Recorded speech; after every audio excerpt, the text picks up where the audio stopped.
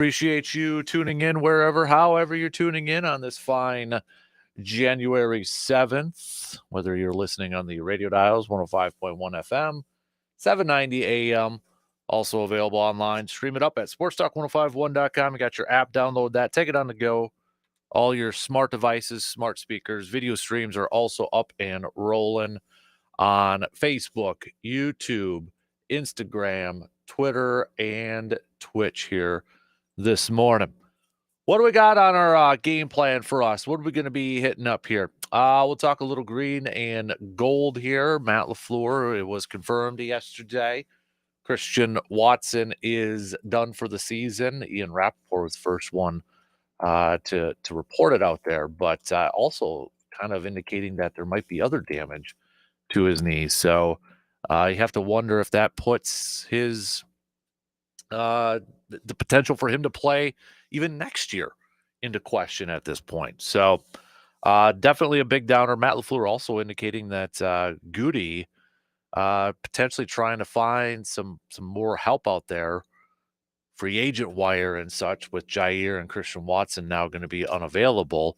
Also kind of noted that you're probably looking for somebody who's familiar with their system. I don't know who that would be at this point in time, but we'll see if they make any moves. Don't expect anything big out there, but said they are kind of scouring it and trying to see if they can get some. Probably looking at special teams mostly at this point. So, but I want to talk a little green and gold coming up here in just a few minutes to lead things off, because we're going to start to preview and to take a look at this playoff game between the Packers and the Eagles. So we're going to one question that I want to throw out there, and I want to get your feedback or your picks. So obviously a lot of Packers fans talking about the matchup with Saquon Barkley, the Packers run defense going up against Saquon Barkley. Packers run defense, top 10 units overall.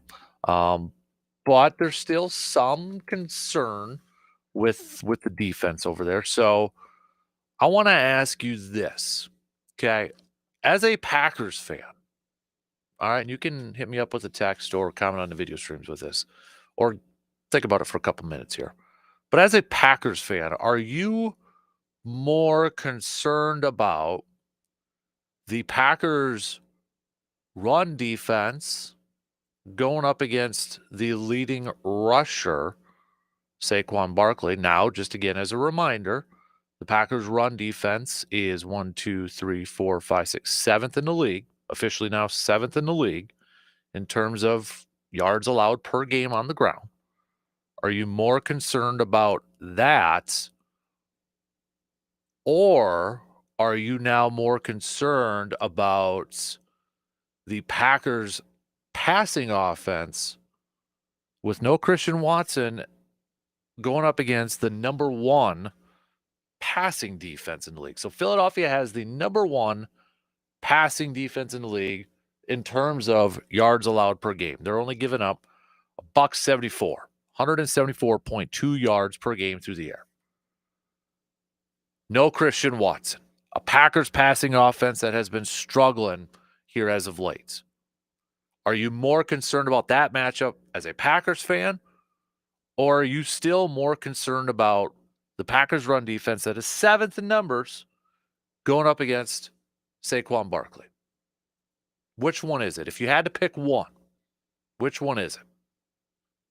All right, so think about that for a little bit, and give me your thoughts on it. I was thinking about that last night, and I was like, let's talk about it with the good peeps of the 715 here. So think about that for a little bit. We'll discuss it, banter about it back and forth here in just a little bit here. So also on the docket, we're going to talk some Badgers with Mr. RJ Cardinal in a little over 2 hours from now. So we'll talk with him. Badger basketball picking up another win last night, taking down Rutgers on the road, 75-63. Another solid night for Mr. Blackwell there, helping lead the Badgers. It's kind of like his first half, and then John Tanjay had a really good second half, but Blackwell finished with 21, John Tanjay 15, Stephen Crowell even getting in the mix there with a double-double, 18 points, 10 rebounds. So Badgers picking up their 12th win of the season. Next up is going to be a game against Minnesota on Friday. That'll be at the Kohl Center over there. So, but plenty to talk about in terms of the Badger world with RJ coming up in a couple hours from now. Not only hoops, we'll talk some hockey. We've got some updates on the transfer portal for the Badger football team and such. So that's coming up here at about 8:20 this morning.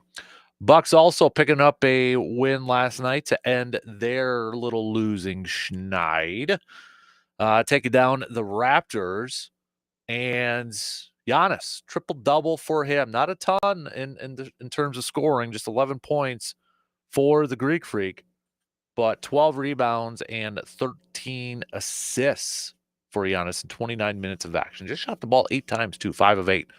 I know he got some stitches on his finger getting his hand caught up in the rim there last night too. But Damian Lillard leading the team in scoring with 25 points. Brooke Lopez contributing 16. Gary Trent Jr.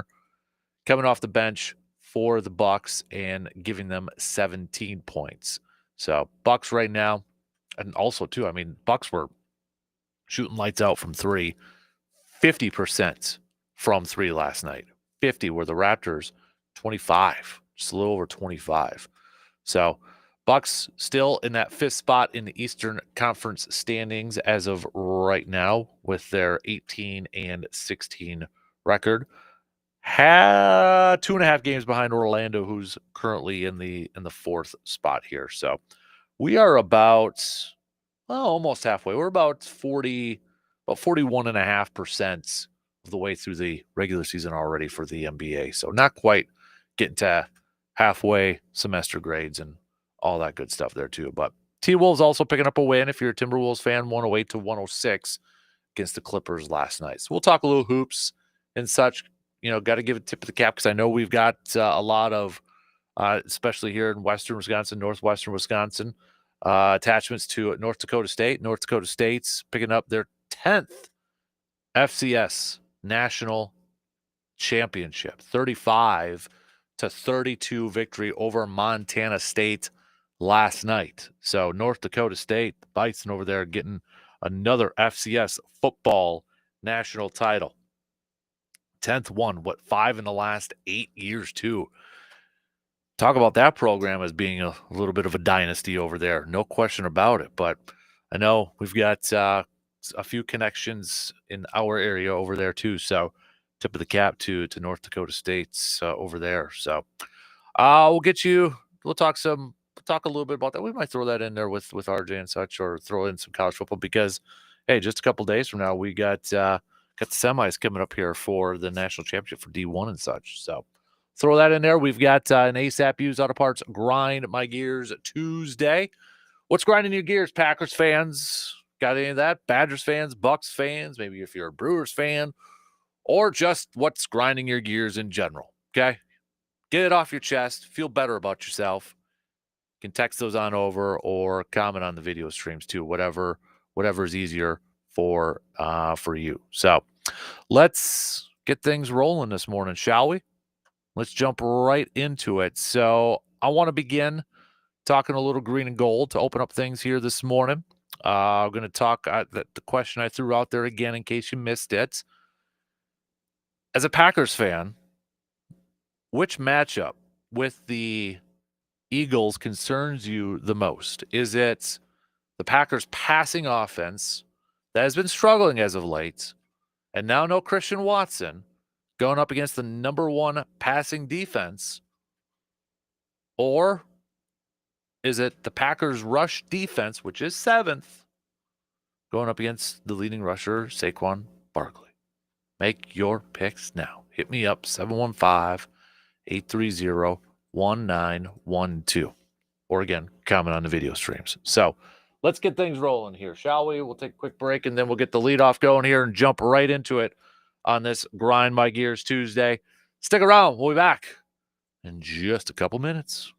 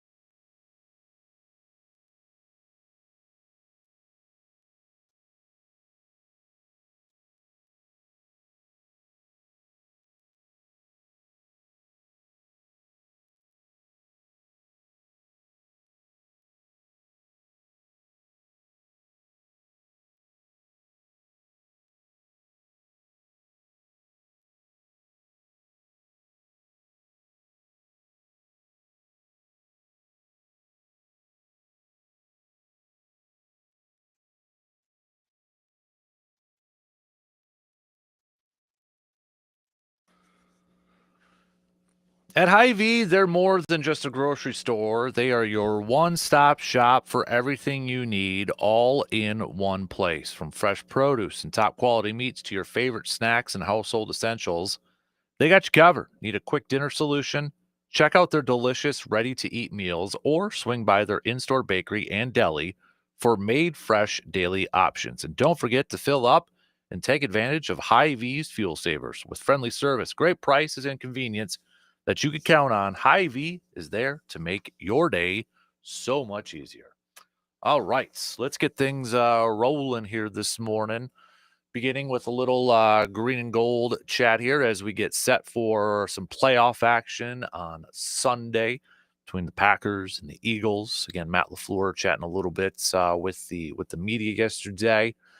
Not a whole lot to get from the presser at this point in time, although he did say that he expects Quay Walker to play this weekend, which I think would be a nice big boost. Evan Williams not as committed at this point right now. So, but be nice to get Quay Walker out there, pair him up, and get some athleticism and such out there. So, but the question that I want to throw out to you, Packers fans, is again because in the last week or so, there's been a lot of maybe not a lot, but quite a few fans kind of worried about the matchup with Saquon Barkley, with the Packers' run defense going up against Saquon Barkley. Now, if we just use the numbers, if we just use the rankings, the stats out there, stats tell us that Green Bay is top 10, number 7th to be specific, in terms of stopping the run this year, under 100 yards per game. We know Saquon Barkley, top rusher in the game, right? We know that. 2,000 yards, dude's a beast. Eagles second overall in terms of rushing. The only team ahead of them is, of course, Baltimore when you've got Derrick Henry and Lamar Jackson over there. So are you worried more about that matchup, or are you more worried about the Packers passing offense, which has been struggling as of late here? Now no Christian Watson. And you're going up against an Eagles team that is number one in terms of stopping the pass, averaging 174.2 yards per game.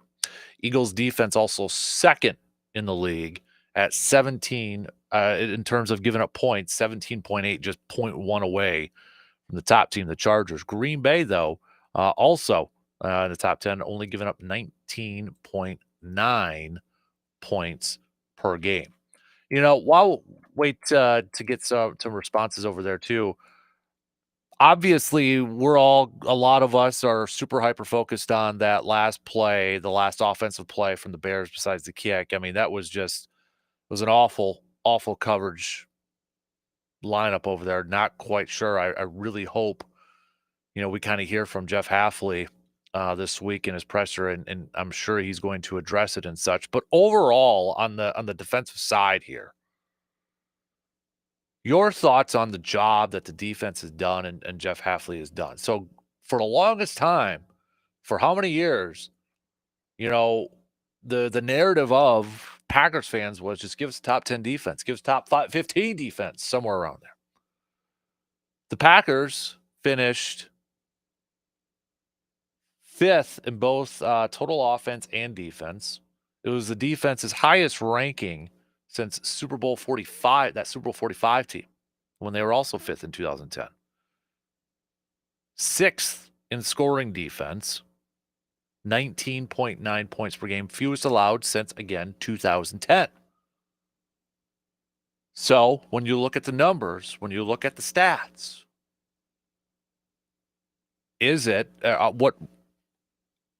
are you satisfied with the job overall? I know recency effect, but overall, are you satisfied with the job that Jeff Halfley and this defensive unit has done? Because we have critiqued, criticized, bantered about a lot of different things with this defense with a fine-tooth comb, whether it's been the pass rush, whether it's been some of the linebacker play, whether it's been some of the secondary play. But when you look at it and when we see this and see that Green Bay officially ends the regular season with their highest ranking since 2010, highest overall ranking in total defense, and 6th in scoring, which also ties that 2010. Would that is that job well done, A plus sort of thing over there? Because I feel like that maybe that ranking, those numbers may catch some fans by surprise. For as much as we've kind of talked about the defense at various points this year, I think it kind of catches some people like, really, they're that high? They've finished that way up there? So overall then, when you look at the numbers, if for all the longest time that we have said that give us a top 10 defense, we just want a top 10, even top 15 at that point, top 15. How would you assess Jeff Hafley's job with what he did with the defensive unit? Should also note too, I forgot to mention this, maybe something to kind of keep an eye on here, but Jalen Hurts is still in concussion protocol, according to Nick Sirianni yesterday. Now, still got some time. They still got some time to get. They got the whole week and such, but the fact that he's still in concussion protocol right now, maybe something to kind of keep an eye on at this point in time. Something, possibly. That would be a huge loss. I know they got Kenny Pickett and such over there, but nonetheless, that would still be a huge loss for that Eagles team if Jalen Hurts is not out there. Does it change things a little bit? Possibly. Yeah, for sure. No question about it. But maybe something to keep tabs on for the rest of this week here. I know a lot of Packers fans probably will be, for sure. All right, so what are you most concerned about heading into this game? Brandon's mom says for sure the Packers passing game at this point. We've got Jeremy that says, I'm rather confident in the Packers rush defense. I am most concerned about the Packers pass defense. I know it wasn't an option, and this is assuming Hurts will play. I just struggle a way to shut down. I just see them I just struggle seeing a way to shut Brown and Smith down.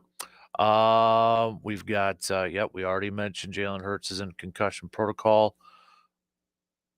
We should go after Devontae Adams to help out the receiving group. Okay, well, Devontae's got to be released first. So, I mean, I don't know if you're talking about the playoffs or anything like that, but he has to be released first at that point. So, Evan says, overall good. I really thought we'd be more aggressive, blitzing and man coverage, but I'm excited to see year 2 jump in the system after getting a few more scheme-specific players. So, and then Ben says, Ben says we've got just some random text coming out over here, so I'm trying to go through this stuff. Ben says he's absolutely happy with the job that Jeff Hafley has done. Must be some talking to text here too. Absolutely happy with the job that Jeff Hafley has done with this unit. I think we've got some entitled Packers fans here when they nitpick a lot of different things here. Overall, this has been a fantastic performance. Has been perfect? No, it hasn't. But we've all wanted a top 10 defense for how many years, and we finally got one this year. Another texter says, to the people who complain about I don't have a name, to people who complain about the pressures going after the quarterback, they should do some more research with this thing. Yes, Green Bay is not a top 10 team, but they're just outside the top 10 in terms of pressure rates and hurry rates going after the quarterbacks this year. Could they be improved? Yes, but a lot of Packers fans making it sound like they haven't done anything next to getting after the quarterback. Man, a lot of people coming in here too. Jeff Hafley has done a fine job this year for year one as a defensive coordinator. Give him a couple more years.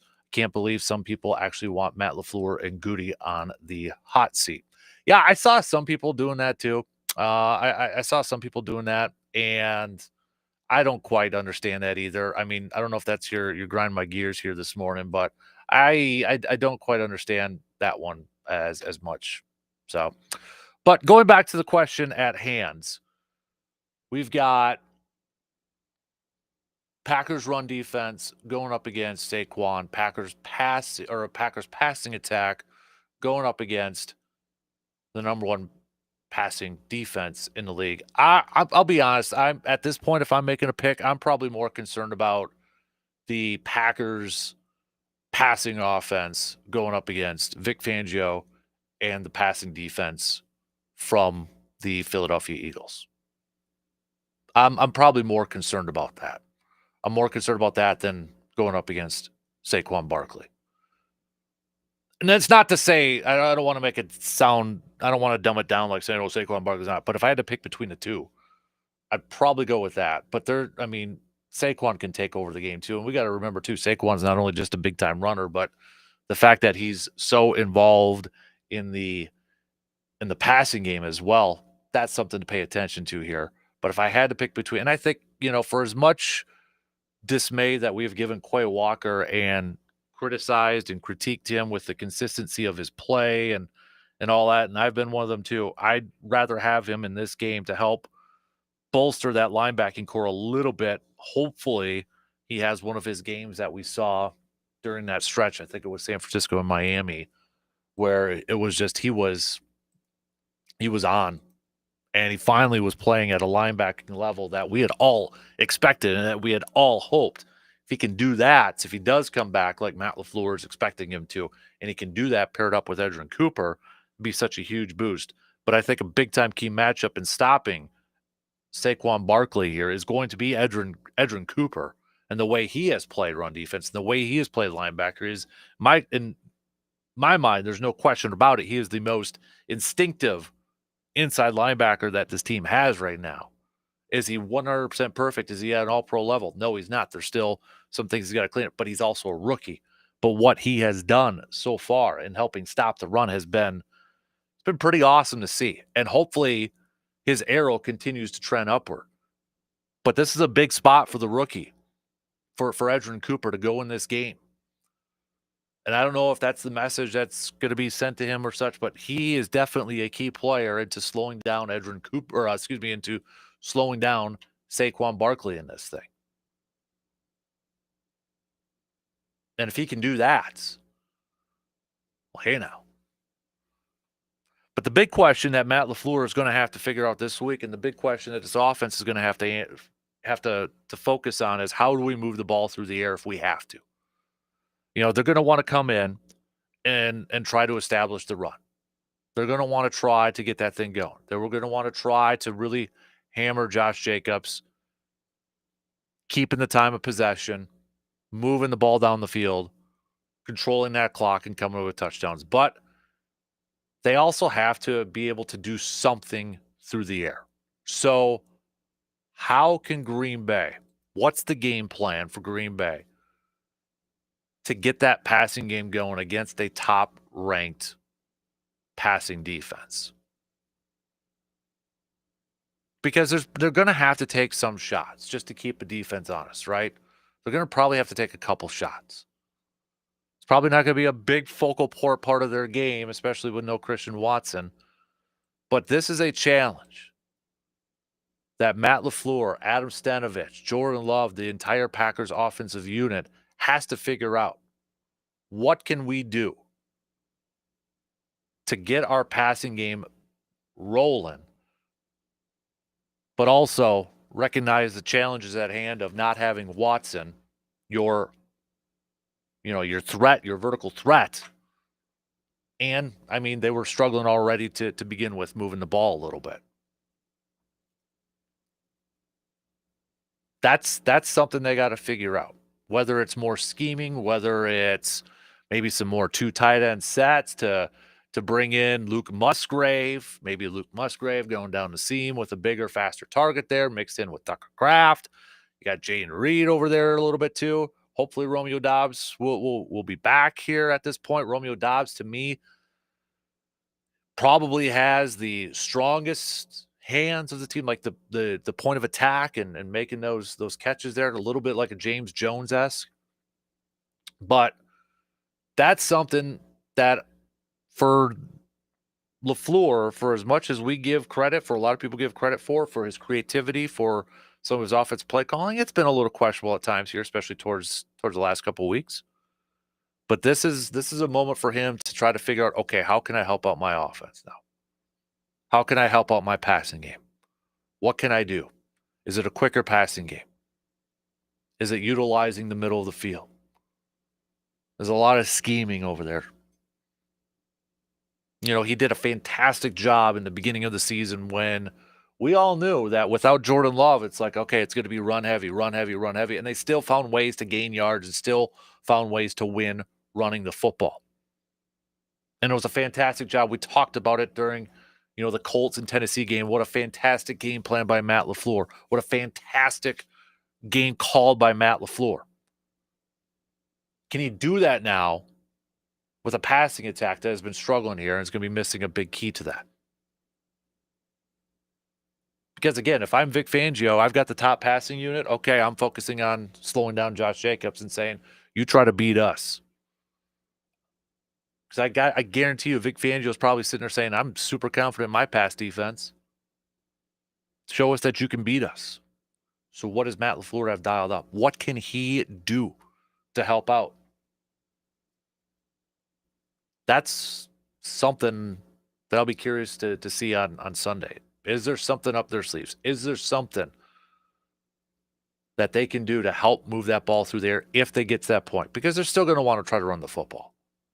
They're going to want to try to establish that and control that time of possession, control that clock. But what can they do? All eyes on, I think, for one, I wouldn't mind getting Tucker Kraft a little bit more involved. Will we see some more increased play with Luke Musgrave? Romeo Doubs coming back will definitely help. Can they incorporate Jaden Reed into different situations, motioning him around and such? I think you might see a lot of motion with this offense.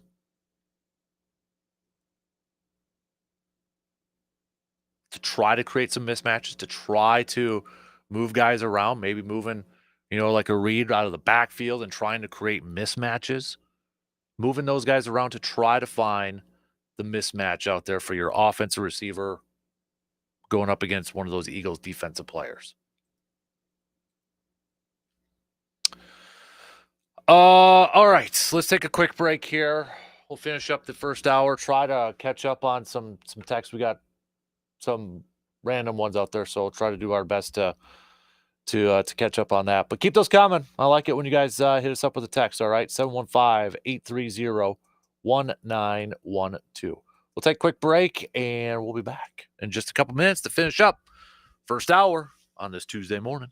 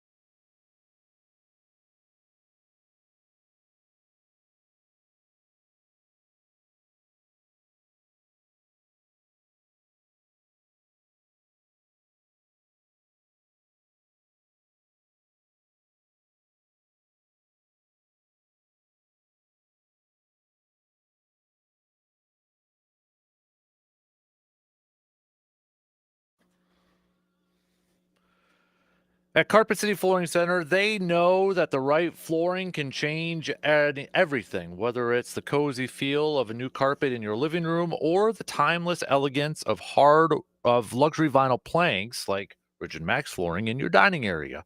Your floors set the stage for life moments. Their team of experts are there to help because they've got so much experience and a passion for finding that perfect floor for your style and needs. From the latest trends to classic designs, they offer a wide selection of carpets, laminate, and luxury vinyl, and they can even help you with remodeling your shower too. Yeah, they can do that.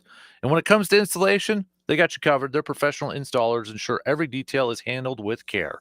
So all you have to do is enjoy your beautiful new space. Stop by Carpet City Flooring Center today and let them help you bring your vision to life, because at Carpet City Flooring Center, it's more than flooring, it's where life happens. Visit them in store today at 3109 East Hamilton Avenue in Eau Claire. All right, so we have Jake with the Grind My Gears here this morning. What grinds my gears is Packers fans. Let's get pumped up. It's the playoffs. It's wild card weekend. Too many people complaining right now. On to a new season. Let's get it done. Go Pack, go. All right, keep your ASAP Use Auto Parts Grind My Gears coming too, peeps. Text those on over. We got a few more texts to catch up on. Evan, Rooney Rules question: if Saleh gets a head coaching or defense coordinator job, would we get draft compensation? No, just because he's kind of essentially volunteering and such over there. So no, he Packers would not get compensation for that. Another question over here. Or not question, excuse me. Definitely more concerned about the Packers passing offense going up against the Eagles passing defense. I think with between Edgerrin Cooper and hopefully Quay Walker, they can slow down Barkley, not necessarily stop him, but they can slow him down. Another texter also says, Jim says that he's more concerned about the Packers passing offense with no Christian Watson in this game. All right, we'll get back to some more of that coming up here in just a little bit. I know a couple people on social media too have chimed in about. Oh, here's one more. Tyler says that he's more concerned about the rushing, slowing down Saquon Barkley and the rushing attack there too. Okay, so I forgot I had to get to one. Quick note on the NFL coaching circles over there too. I'm pretty sure a lot of you saw this, but the Chicago Bears have asked the Dallas Cowboys for permission to interview one Mike McCarthy. Now, we don't know whether the Cowboys are going to give the Bears permission or anything like that, but his contract does expire on the 14th. So if the Cowboys, they don't do anything and just let it expire, McCarthy would become, quote unquote, a free agent after that. So interesting. That was kind of rumored out there. We talked about it yesterday. It's kind of a little bit of a rumble. We talked about it with Justice. Apparently the Bears do want to talk to Mike McCarthy. So we'll see if that actually transpires or not at this point. But other than that, I'll be honest with you, I was surprised there was only 2 firings. Now, there could be more coming down the wire here, but the Giants aren't going to be firing Brian Daboll. They're keeping him. Titans are keeping Calhoun. I don't know if the Raiders are going to fire Pierce. I mean, he had a presser yesterday, so I mean, they weren't, get eager to get away from him right away. So I'm kind of surprised. Not counting the ones that were already in season, not counting the Saints and the Jets and the Bears already, but just the Patriots and the Jaguars opened up over there. So maybe something else happens. Maybe after the postseason and such. Who knows? But little surprised that it's only 5 right now and only 2 after the season. So, but that's kind of your updates. And I haven't seen there's been a lot of teams putting in requests for interviews and such and wanting to talk to different coaches and that. Have not seen anybody put in a request for any Packers coach. In case anybody's wondering, I haven't seen anything out there. I haven't seen anybody wanting a request to talk to Jeff Hafley. I haven't seen anybody putting a request for that and such. So speaking of Jeff Hafley, one of the questions that we asked in the first hour one of the many questions that we threw out there in the first hour was based off of the numbers, based off the stats and the defensive rankings, where they finished as high as they did in a couple categories since 2010, that Super Bowl team. Job well done for Jeff Hafley in terms of the regular season. We'll see how the postseason goes here. No question about it. But for the longest time, Packers fans have wanted a top 10, top 15 defense, especially when Aaron Rodgers was there. That was kind of the phrase you always heard. Just give us a top 10, top 15 defense with Aaron Rodgers. Well, you got a top 5, top 10 defense in a lot of categories. So does that kind of surprise you a little bit that they were that? Because I feel like there was a lot more maybe griping or complaining about the defense at certain points. And I was one of them too, complaining about, pressure and, maybe some of the linebacking play and such. But overall, when you look at the bigger picture, now that the regular season is in the books, how do you assess the job that Hafley did in year one? In year one with this group, with the group transitioning from a 3-4 to a 4-3. Guys learning new spots for most of them when you look at the bigger picture there. Couple of you saying Jeff Hafley deserves more credit than what Packers fans are giving him. I get it. Recency effect with that final play. It was a stupid play, and it was a dumb play that probably cost the Packers that game. But overall, bigger picture, you have to give a big thumbs up, says Greg. And then Chris, another Chris on our texting line, says Jeff Hafley probably gets about a B+ from me. A little bit of a leeway because it is year one. But overall, when you look at the defense, it deserves a big boost. And I'm excited to see what transpires in the next couple of years. All right. I like it. I do too. I'll be honest. I was a little surprised when I saw some of those rankings and numbers coming out to finish off the regular season that they were top 5, top 6, and points allowed per game and top 5 and total defense. I was a little surprised. I think a lot of it though too, I think we're in a situation with the and this isn't to take away anything from the defense, but I do feel like when we talk about the defense, times we kind of have to talk about the offense too, because it's complementary football. And I think Green Bay, there was quite a few games, and we were just talking about it with the Philly game coming up here. When you have an offense that can control the time of possession and control the field and have those long sustained drives, that's complementary football in which is helping out your defense there too. Again, not to take anything away from what the defense did, but I think that factors into it too with a lot of this. Is the offense and what they're able to do and stay on the field and kind of dictate what the opposing offense has to do.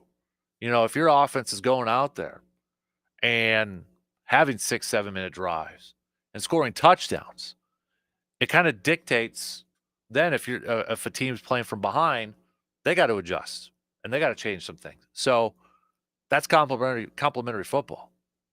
So I think when we look at these defensive numbers here, it is a little bit of a nod to the style of the offense, to what the offense has been doing for Green Bay as well. And that's what I want to see them get back to in this game against Philadelphia, because I feel like the last couple weeks they've been off to some slow starts. In the Minnesota one, I mean, they were moving the ball, but then you had the fumble by Josh Jacobs. And it just kind of sucked the wind out. Now, defensive credit, they held Minnesota, didn't score. But the offense just couldn't get it going.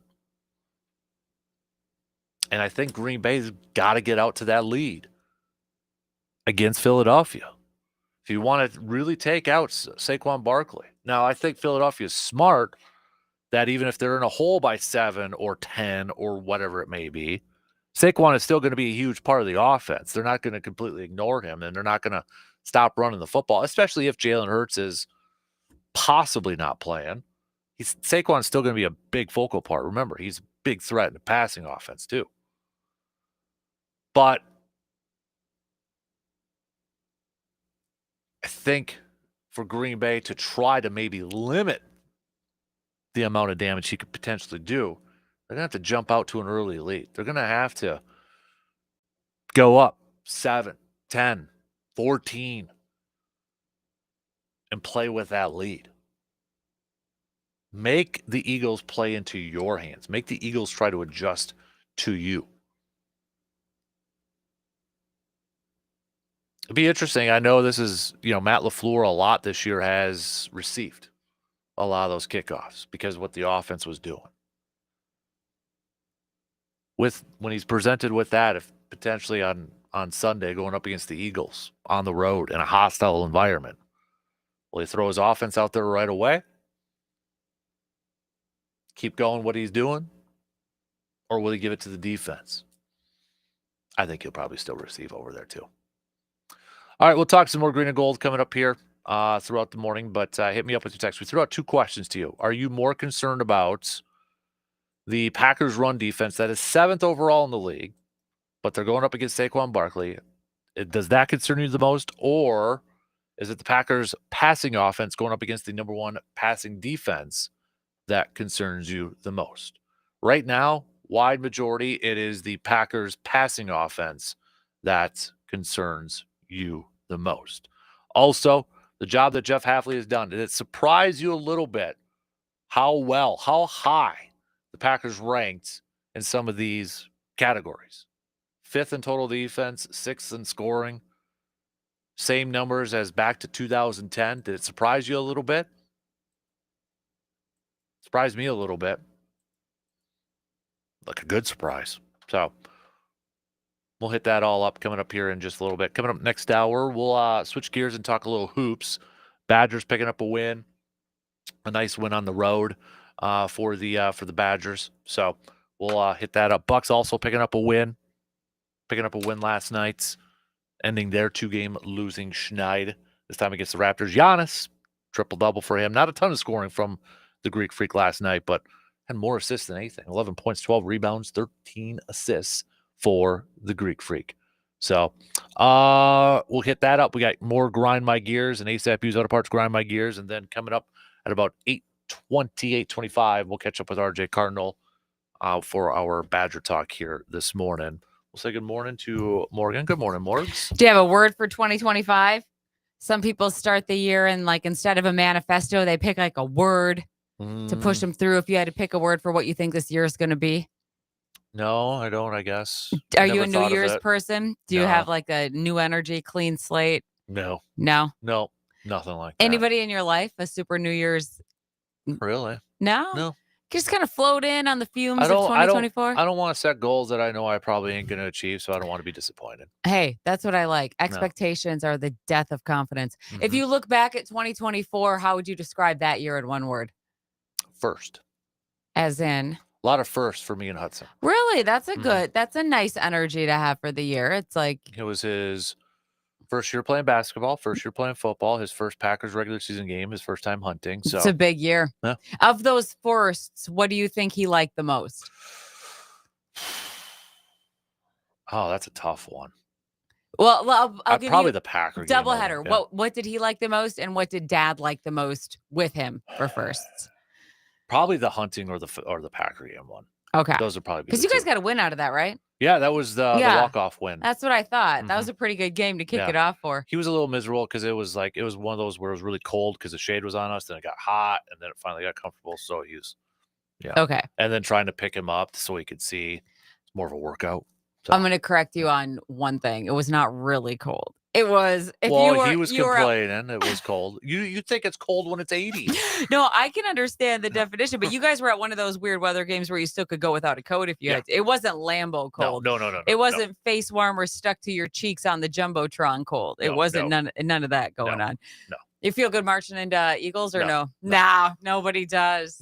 No, I can't. And they're trying to do a green and gold Friday. So across the state, everybody's supposed to wear the green and gold to support the team and stuff, which most people do anyway. I was going to say, yeah, I do that. I thought about doing it every day this week. But I was wondering, you have Brewers on today. I thought for sure I'd see green and gold to keep the streak and the energy and headed out. I'm changing it up a little bit this year.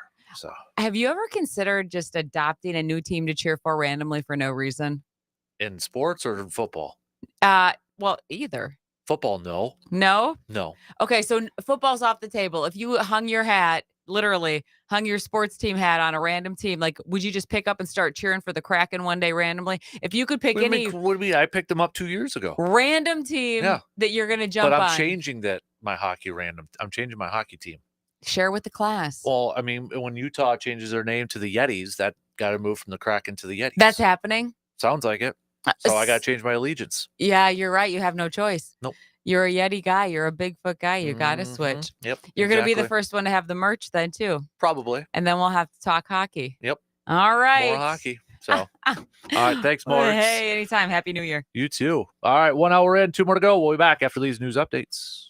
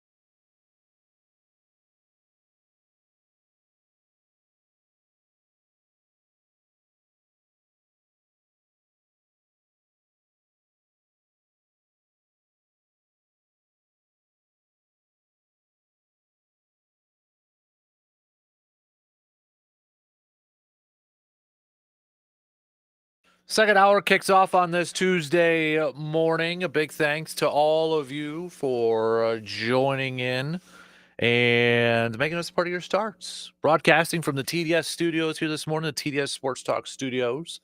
Whether you're listening on the radio dials or online or checking out the video streams, a big thank you to all of you. All right, we're going to talk some more football throughout the morning here, and we'll get back to some more of your texts surrounding the pack, the green and gold and such, but keep those coming. Hit me up, 715-830-1912. We're going to talk some Badgers with Mr. RJ Cardinal a little bit more in depth coming up next hour at about 8:20.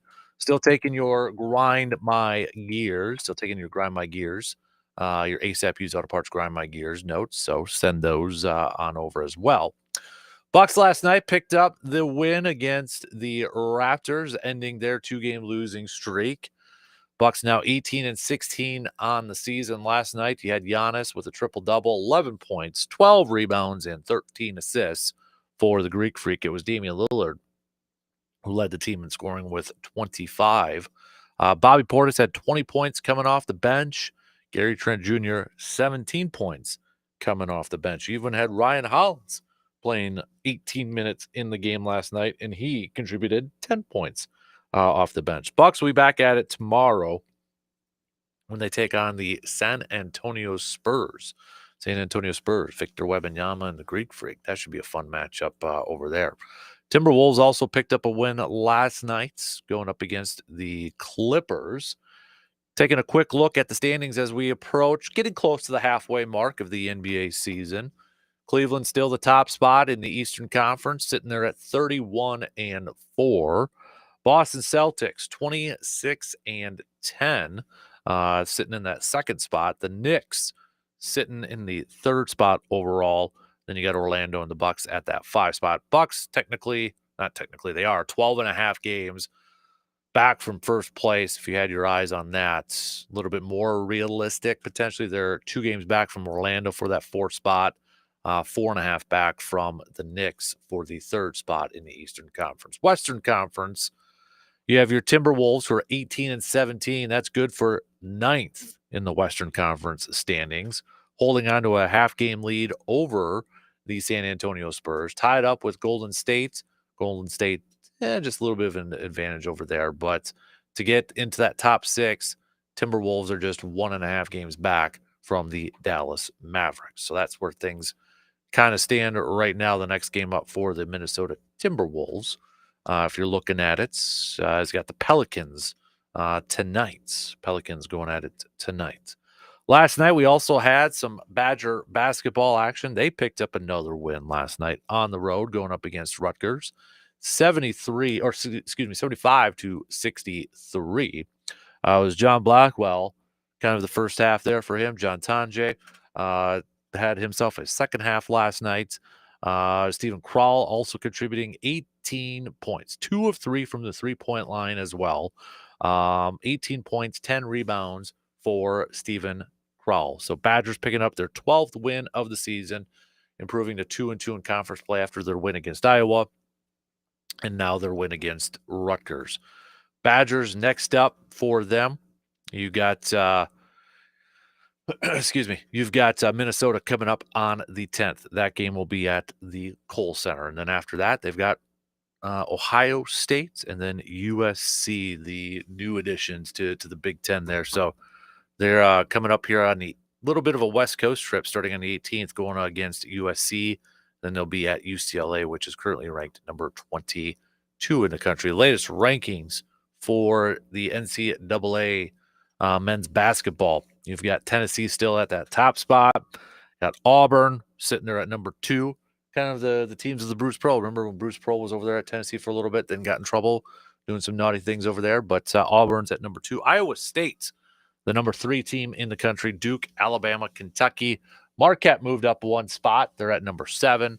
Florida, UConn, Texas A&M, rounding out your top 10. The other Big 10 teams in this, the highest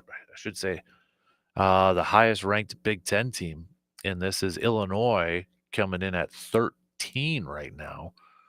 They moved up 9 spots. Illinois moved up 9 spots there. They are the highest, right? Yeah. Then you got Oregon at 15. They dropped 6 spots. Michigan State, 16. Purdue, 20.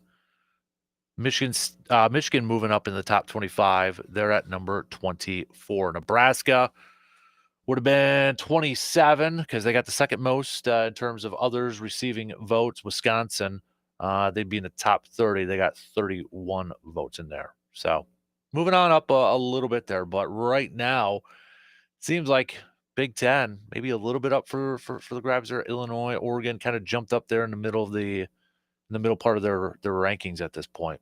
So, but we'll talk some more Badgers with Mr. Cardinal, do a little bit of deep dive into hoops, some hockey with him, and then also the latest on some transfer portal, some guys coming in. Badger football as well. Badger football. So they've got their quarterbacks coach and they've got their new wide receivers coach because, well, the Badgers wide receivers coach from this past year, Kenny Guyton, is going to be moving over to the quarterbacks coach.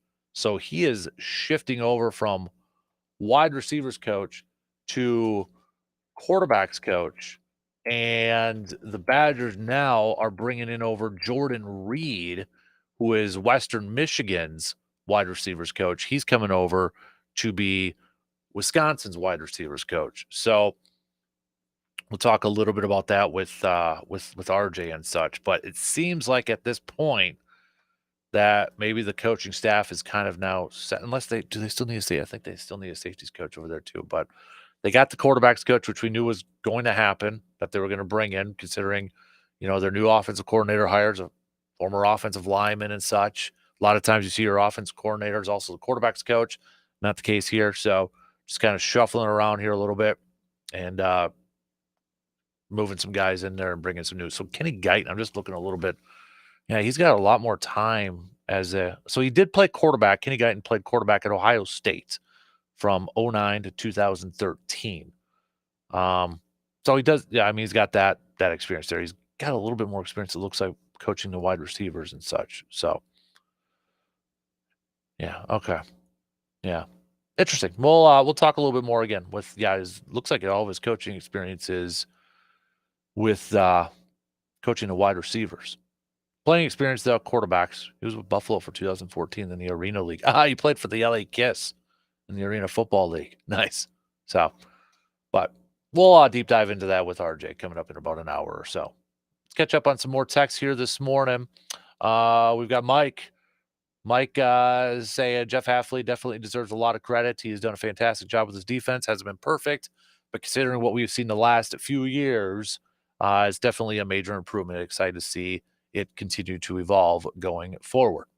We've got another texter here saying I'm more worried about the Packers passing offense and it's not a knock on Saquon Barkley. I just feel like the Packers can better prepare for that than what they can prepare for a passing attack going up against Philly's defense. And then Shane with the text here too saying Jeff Hafley has done a solid job. I think he came in with a lot of high expectations. It's been a little bit up and down. So I think a lot of fans had these super high expectations and maybe he didn't live up to it for some fans. But for me, I think he has done a great job and hopefully he sticks around for the next few years to build something special. Okay. I like it. Keep them coming. We'll take a quick break here. We'll get back some more football talk. What else is on your mind here this morning, peeps? Hit me up with a text, okay? 715-830-1912 on that Shoe Doctor's bullpen line. Take a quick break, regroup, and we'll be back in just a couple minutes.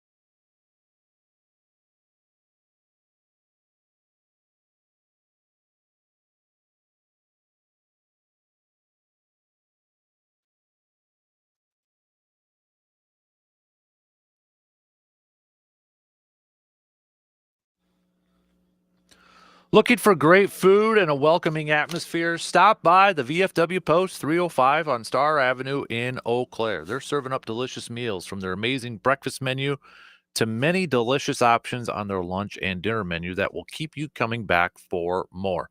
Whether you're dining with friends, family, or fellow veterans, they're open to everyone. And if you're looking for a place to hold your event, hey, they're your go-to place as well. So the next time you're trying to figure out your next stop for breakfast, lunch, or dinner, make a stop at the VFW Post 305, located at 1300 Star Avenue in Eau Claire. Matt LaFleur yesterday kind of acknowledged that Goody's looking around the league right now to see if there's any available people, players to help out their roster because, well, they're a little shorthanded now with no Jair and now no Christian Watson. So I know some people are having some fun with this. Now, again, Devontae is not an option unless the Jets release him, and that's not going to happen at this point. So you can't trade. It's got to be free agent people out there. And so, yes, we can have a little fun with this. And obviously, a lot of people have been throwing some fun stuff out there. Bring back Jordy Nelson, James Jones, and all that stuff. But from a realistic standpoint, I mean, we can take a look at some current NFL free agents. The list is pretty small, especially when it gets smaller when LaFleur yesterday talked about trying to find somebody that's familiar with their system, since it's such on short notice.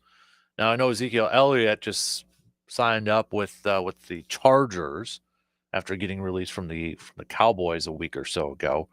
So other than that, I mean, I'm trying to look through a list right now, and I'll be honest, nothing's really jumping out at me in terms of who's out there. And honestly, it's probably so like wide receiver. I don't know.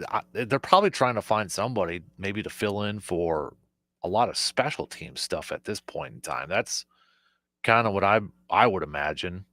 You know, if you're going to bring in a guy, it's probably going to fill in the back end of your roster and just in case for game day. Who knows? But there's nothing really. I mean, Bakhtiari, but no, that ain't happening. Jamal Adams, no, I don't think that's happening. Is JC Jackson available, the corner? I'll have to double check that one. But yeah, I don't, there's nobody really that's jumping off my screen that I was like, oh yeah, that's a former Packer. Yannick Ngakwe, is he still available? Maybe out there. I don't. Micah Hyde, I think, just signed a few weeks ago with back to Buffalo, I thought. So I don't know how up to date this thing is. Hey, Randall Cobb, bring him back. For crying out loud. Is he done this season with some SEC network over there? Who knows? But it's again Odell. But if Matt LaFleur says he wants somebody that's familiar with their system, I mean, yes, it was Mike McDaniel over there, but anybody who's coming in is not going to be getting significant playing time right away. I mean, it's Tuesday, and it's no, none of those guys aren't going to be. I don't think you're bringing in somebody that's not going to be a big time contributor. So, but we'll see. We'll see what happens. Maybe they'll shock the world and bring in somebody like Odell Beckham Jr. Who knows? But I'm not holding my breath here. If anything, I think they're going to bring in some guys, just some bodies for practice, and maybe at the back end of their depth charts and rosters. So with no Christian Watson, who's got to step it up? Who's got to rise to the challenge? Probably going to see some more Malik Heath. I'm looking at a guy like Dontavian Wicks. Dontavian Wicks has got to be a guy that rises to that challenge. It'll help to have Romeo Doubs in there. But I'm looking maybe a Luke Musgrave. Do we have some more 2 tight end sets? I mean, we know Luke Musgrave's got the size and the speed. Can we get him and Tucker Kraft out there on the field together? Some jumbo packages, including Josh Jacobs, that may look like some running packages, but maybe you're utilizing a little 2 tight end sets there. I mean, that's the question that Matt LaFleur and Adam Stanovich and this this offensive staff has to figure out is how do we get this passing game going with no Christian Watson, with no downfield threat? How do we get this thing going back on track? How are we able to move the ball through the air if we have to get to that point? They're not going to be, I doubt they're going to be able to do what the 49ers have done to the Packers over the years and like run the ball 50 times and throw the ball 11 times. I think they would love to do that, but I highly doubt they're going to be able to do that against Philadelphia. So, what can they do? Who are those players that can help fill that void? I mean, it's going to be every man up. But could we see a little bit more from Luke Musgrave? Because of the size that he brings, because of his speed that he brings. Could we see more of that 2 tight end sets? Maybe even a little 12 personnel? 2 tight ends? 1 running back? With Jacobs in there, maybe a 22. Brooks has been playing some fullback in there too. All hands on deck at this point. I think it's with this type of team, with the makeup of its roster, I don't think we can just pinpoint to 1 or 2 different people at this. I think everybody. And the thing is with these receivers, they all provide a little bit of something different. Like there's nobody on this roster that has a similar skill set to Christian Watson. There isn't somebody, who is as big as Christian Watson or maybe is as fast as a Christian Watson. Probably the closest one maybe is no, it's not even Dontavian Wicks. I think Dontavian Wicks is more like a Romeo Doubs. So what different concepts, what can they do schematically to get this passing game rolling? I think they've got to get Jordan Love into a rhythm right away. I think they got to get him comfortable in this game. I think they've got to get that flowing without abandoning the run. I'm not saying to start this game we're just going pass. But I think they've got to find a way. They've got to figure out a way to get Love into rhythm in this one so that they're not trying to find, some positive plays, trying to get him into a little bit of rhythm when it's too late. So they got to balance that. They got to find that middle ground of establishing the run, getting it going with Jacobs, but also getting into an early rhythm in the passing game, whether that's some short passes over the middle. Just winning early on the downs, not having any negative plays. You look at Jordan Love's passing chart on Next Gen. I was looking at this the other day. Let me bring it up. Because I know yesterday we were talking about, in terms of average yards per pass and attempt. And the last couple weeks, it's gone down for Jordan Love. And I know a lot of people you can look at, well, it directly relates maybe to Christian Watson. And yeah, you probably got something there. You lose your deep threat, probably not going to be throwing the ball down the field as much. But when you look at Jordan Love's passing chart throughout this season, so let's look at his 12 pass attempts in this previous game against Chicago. 12 pass attempts, 7 completions. He had only two completions that were over 10 yards. He had 4 attempts that were at least, so he was 2 for 4 with passes that were 10 yards or further. Everything else, you're talking about right at the line of scrimmage or right at like 5 yards from the line of scrimmage. Not really stretching the field a whole lot. Now, that's only 12 passing attempts. What about the week prior where he was 19 to 30 against Minnesota? And that was a passing attack that was kind of struggling too. Not really throwing the ball down the field. Not a lot of big plays. You look at his passing chart. A ton. I mean, I'm not good at math, but I would say 80 to 85% of his passes, all within 10 yards. All within from the line of scrimmage to 10 yards. In fact, there was 1, 2, Oh boy. 1, 2, 3, 4, 5, 6, 7, 8, 9, 10. 10 of them maybe around 5 yards? Not a lot. I mean, his 3 deep passes, he was 1 of 4. 1 of 4 from 20 yards or more. No, excuse me, 1 of 5. Didn't see that one white dot way down there at the 40. I mean, he's spreading it out from the boundaries to the sidelines to the middle of the field there. It's not a lot of air. Okay, so what about New Orleans then? 16 of 28, 182 yards. If we're looking at passes that were at least 20 yards or more, 1 of 3. Just 3 passes that were 20 yards or deeper. 4 passes that were between 10 and 20. He was 2 of 4. Everything else within that 10-yard line. Or within that 10-yard frame, excuse me. Again, not a whole lot of stretching down the field. Utilizing different parts of the field, but not really stretching, not throwing it deep. How about we'll go to Detroit, their Thursday game. I skipped over Seattle. I'll get back to Seattle here a little bit. 12 of 20, 206 yards. Had the one big pass play that was for 40 there. Other than that, everything else, you had 2 between 10 and 20. Rest of it was under 10. Going to the Seattle one. Where did I skip that one? Yeah, Seattle. Was that week 15? Yeah. So he was 20 of 27 on this one. But again, not stretching the field a whole lot. 3 completions that were at least 10 yards or more. 1, 2, 3, 4, 5 incompletions. Everything else, right at the line of scrimmage, behind the line of scrimmage, quite a bit actually in this one, or within 10 yards. Quite a few within that 5. So I know I was 1, 2 that said, you know what, I don't want Jordan Love having to throw the ball 35 times. And I don't want Jordan Love in a situation where he has to throw the ball 35 times.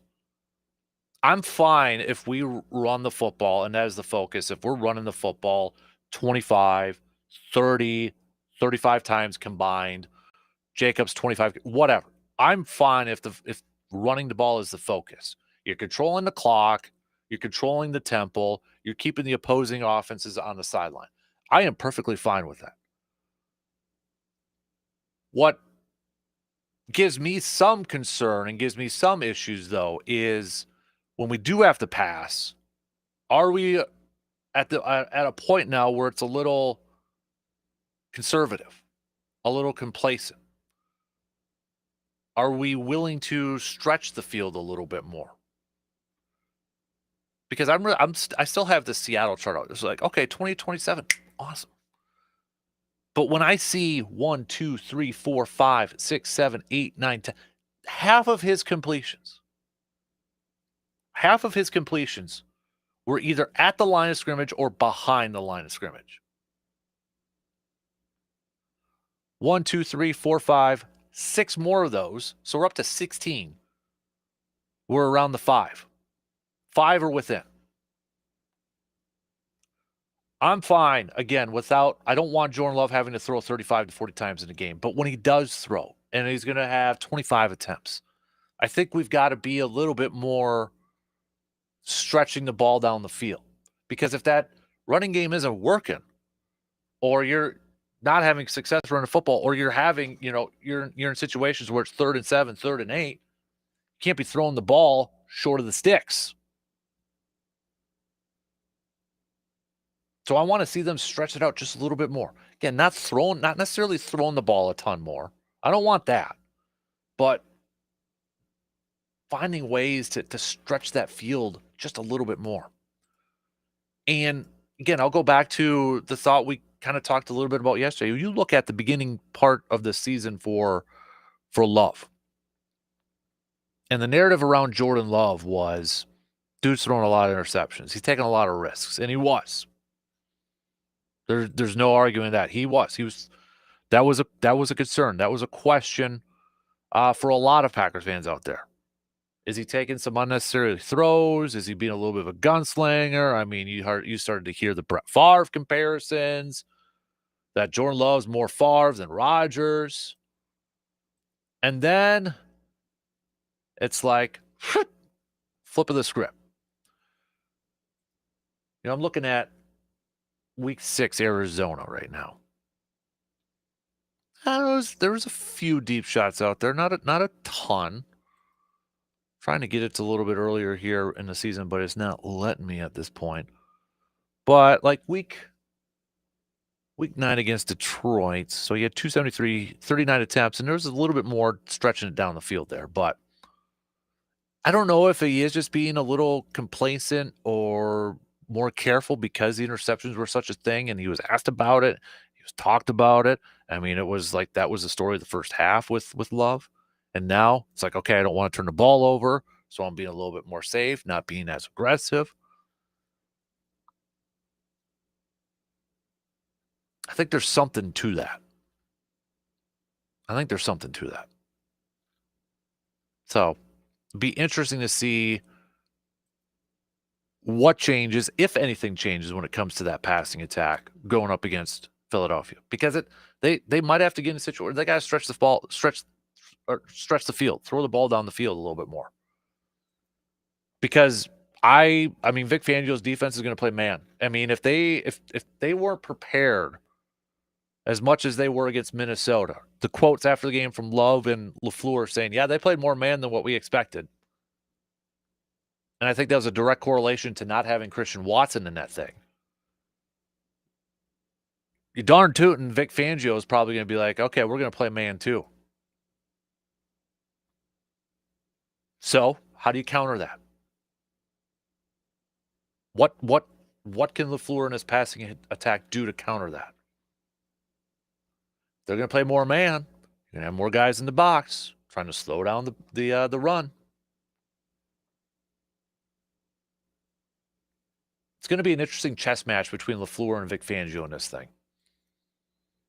It's going to be, I think, an interesting chess match for both sides, Kellen Moore and Jeff Hafley. Could coaching decide this? I mean, the players are the ones on the field, but be very curious to see the game plans of both these teams. And I don't know if Jalen Hurts. I still feel like Jalen Hurts is going to get cleared. I don't want to pretend to be a doctor or anything like that. I know he's still in concussion protocol, but it is Monday. It was Monday in that. I mean, if he's not playing, that would be a huge loss for Philly.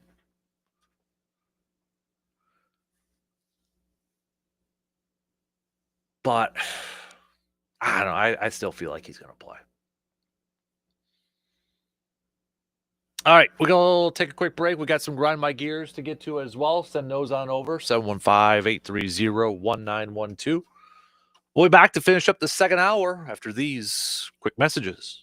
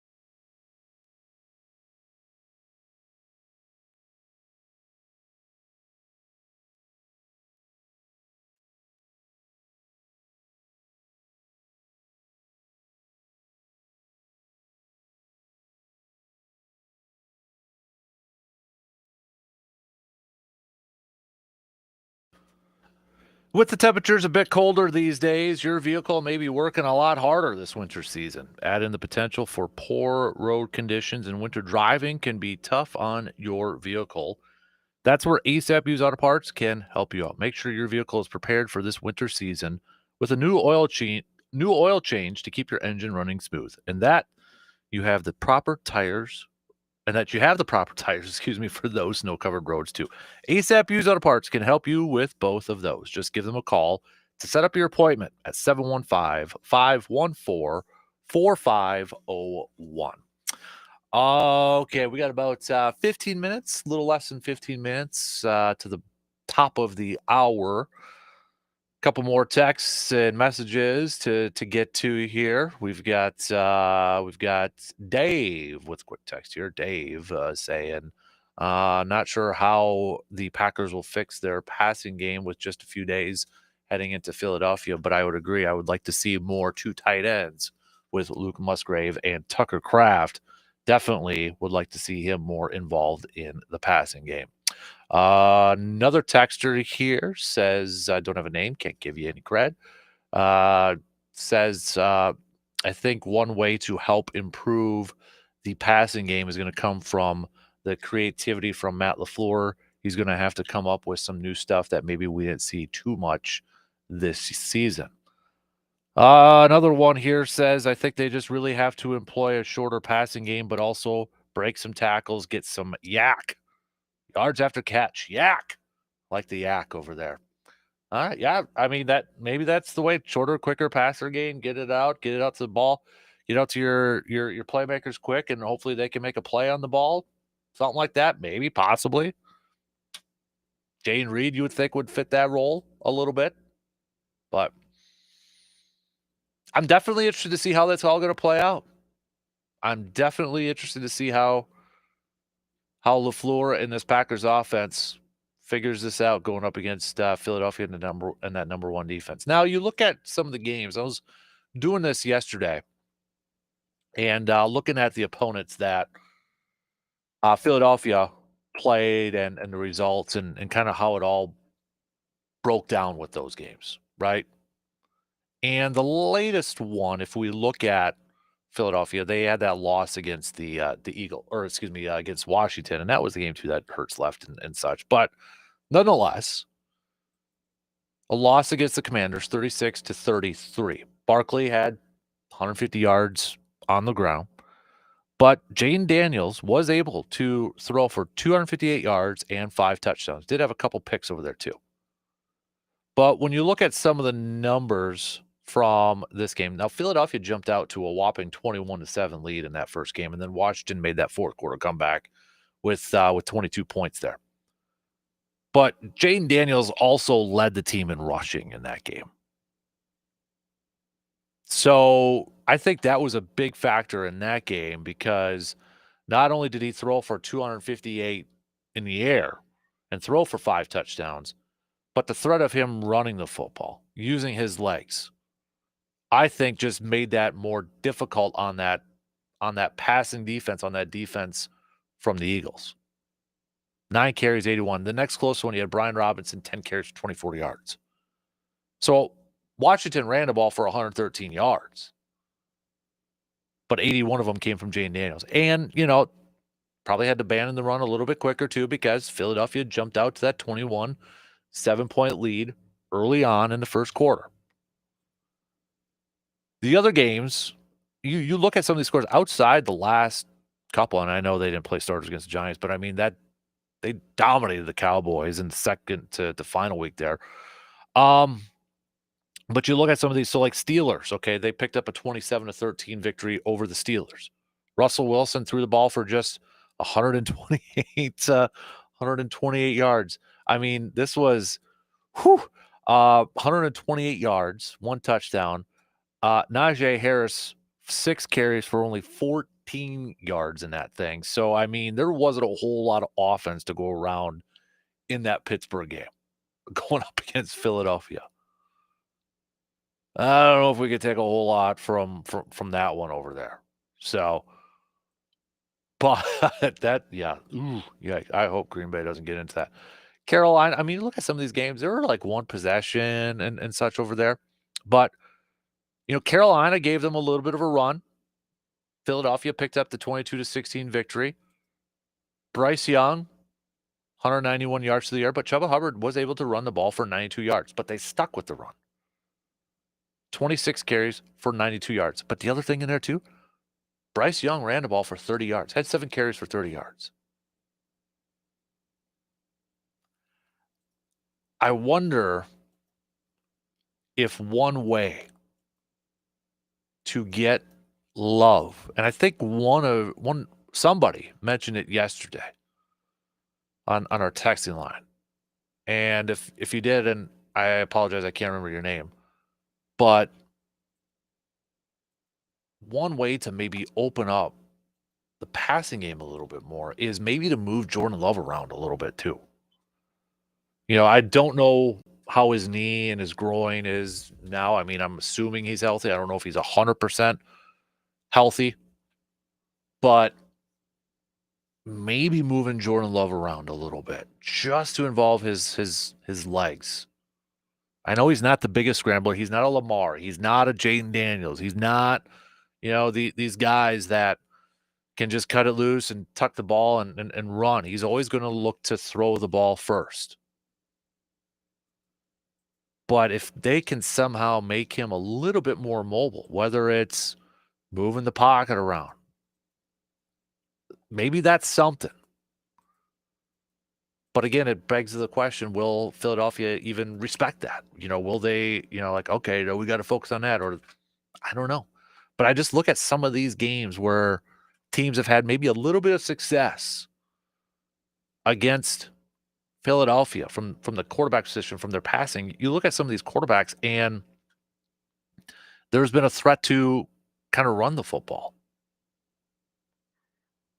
Even when Philadelphia beat Baltimore on here, I mean, for crying out loud, Lamar Jackson, if there's a definition of a quarterback that's got the threat to run, it's Lamar Jackson, for cry. I'm looking at, okay, so this was earlier in the season, but Jacksonville. So they barely escape a game against Jacksonville. Trevor Lawrence only threw for 169 yards. But that one was, I mean, Saquon still had $159 on the ground in that one. Jacksonville didn't hardly do anything on the offense. Trevor Lawrence was just 169 yards, no touchdowns, 2 interceptions, but Trevor Lawrence had 2 rushing touchdowns in that game. 5 of 8. That's the scoring. Well, maybe that's part of it. Can they move Jordan Love around a little bit? Can they instead of just like standing back in the pocket, and I don't know. Maybe that's something there. I mean, if we go back a little bit way into the season here, their one loss against Tampa Bay. Now, this was earlier on. I don't know how much you can take away from a game on week 5. Week 4, week 5, whenever this was, when Tampa Bay beat them 33-16. Okay, Baker threw for 347 yards in that game. He threw for 47 times because they couldn't run the ball. Bucky Irving was their leading rusher, 10 carries, 49. White also had 10 carries for 49. But in that game, too, Saquon only carried the ball 10 times, and he had 84 yards. But Tampa Bay jumped out to an early lead, 14-0. At the half, Tampa Bay was up 24-7. You want to take Barkley out? Well, do what we were saying a little bit earlier. Jump out to an early lead. I mean, having an 8.4 yard per average there is pretty darn good. But if you're down by a couple touchdowns, a couple possessions right away, you're probably trying to get back in the game fairly quick. So they forced Jalen to throw, and he ended up getting sacked 6 times over there too, 18-30, $153 or $158. Getting out to a lead early. That's going to be a big key, I think, for Green Bay in this game going up against Philadelphia. Can they do it? And I'm saying they don't have to go and, start throwing the ball and trying to jump out to an early lead that way. But if they can do what they did against San Francisco, Miami, Draining that clock, running the length of the field. Come on now. And come away with those touchdowns. I'll have to look up the red zone efficiency for both these teams. I think that's going to be a key factor in this one, too. All right, last call for any grind my gears, your ASAP Use Auto Parts, grind my gears. Last call for those. Text them to us in about 25 minutes. We'll catch up with Mr. Cardinal, RJ Cardinal. All things Badgers, Badger hoops, Badger hockey, Badger football. We've got a quarterbacks coach, got a new wide receivers coach, transfer portal stuff. We'll hit that all up here in about 20, 25 minutes with RJ. And then get to your ASAP Use Auto Parts, grind my gear stuff here too. So final call for any of those. Send those on over. Revisiting a couple questions we had in the first hour, in the 6 a.m. hour, if you're just joining us. A couple of them. We got Packers passing offense. It's been struggling as of late. Now no Christian Watson going up against the number one ranked passing defense in the league. Does that concern you more, that matchup? Does that concern you more than the Packers' 7th ranked run defense going up against Saquon Barkley? Which one concerns you the most? And the second question is, when we look at where this Packers defense has ranked, where they finished up in the regular season rankings, we're looking at 5th in total defense. That's the highest ranking since 2010, the Super Bowl team. They also finished 6th in scoring defense, 19.9 points per game. Also the fewest since 2010, that Super Bowl team. I know there's a recency effect with Jeff Hafley and that final defensive alignment there. And that's, I swear, every time I saw screenshots of that last night, yesterday afternoon, it started to really grind my gears even more and annoy me even more, like what was going on there. So I know that's a recency thing, but given the overall picture from what we have seen this season,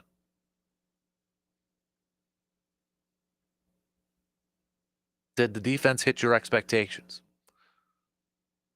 Because for the longest time, for how many years, we just said we want a top 10, maybe even a top 15 defense. We got top 5 in total defense. So did the defense hit your expectations this year? Because I think a lot of people were excited, enthused.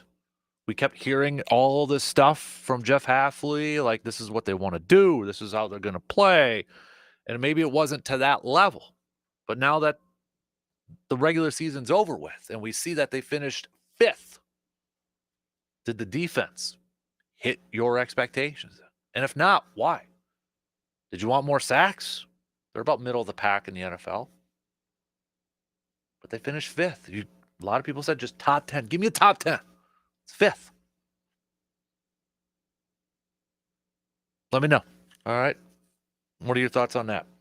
Offense, by the way, also finished 5th overall in total offense, which I feel like that's even a little bit under the radar. Like, I was like, oh, really? 5th? Okay. Knew the running attack was up there. But total offense, I mean, you're factoring in more than just your rushing offense. Like, that's kind of a pleasant surprise there, too.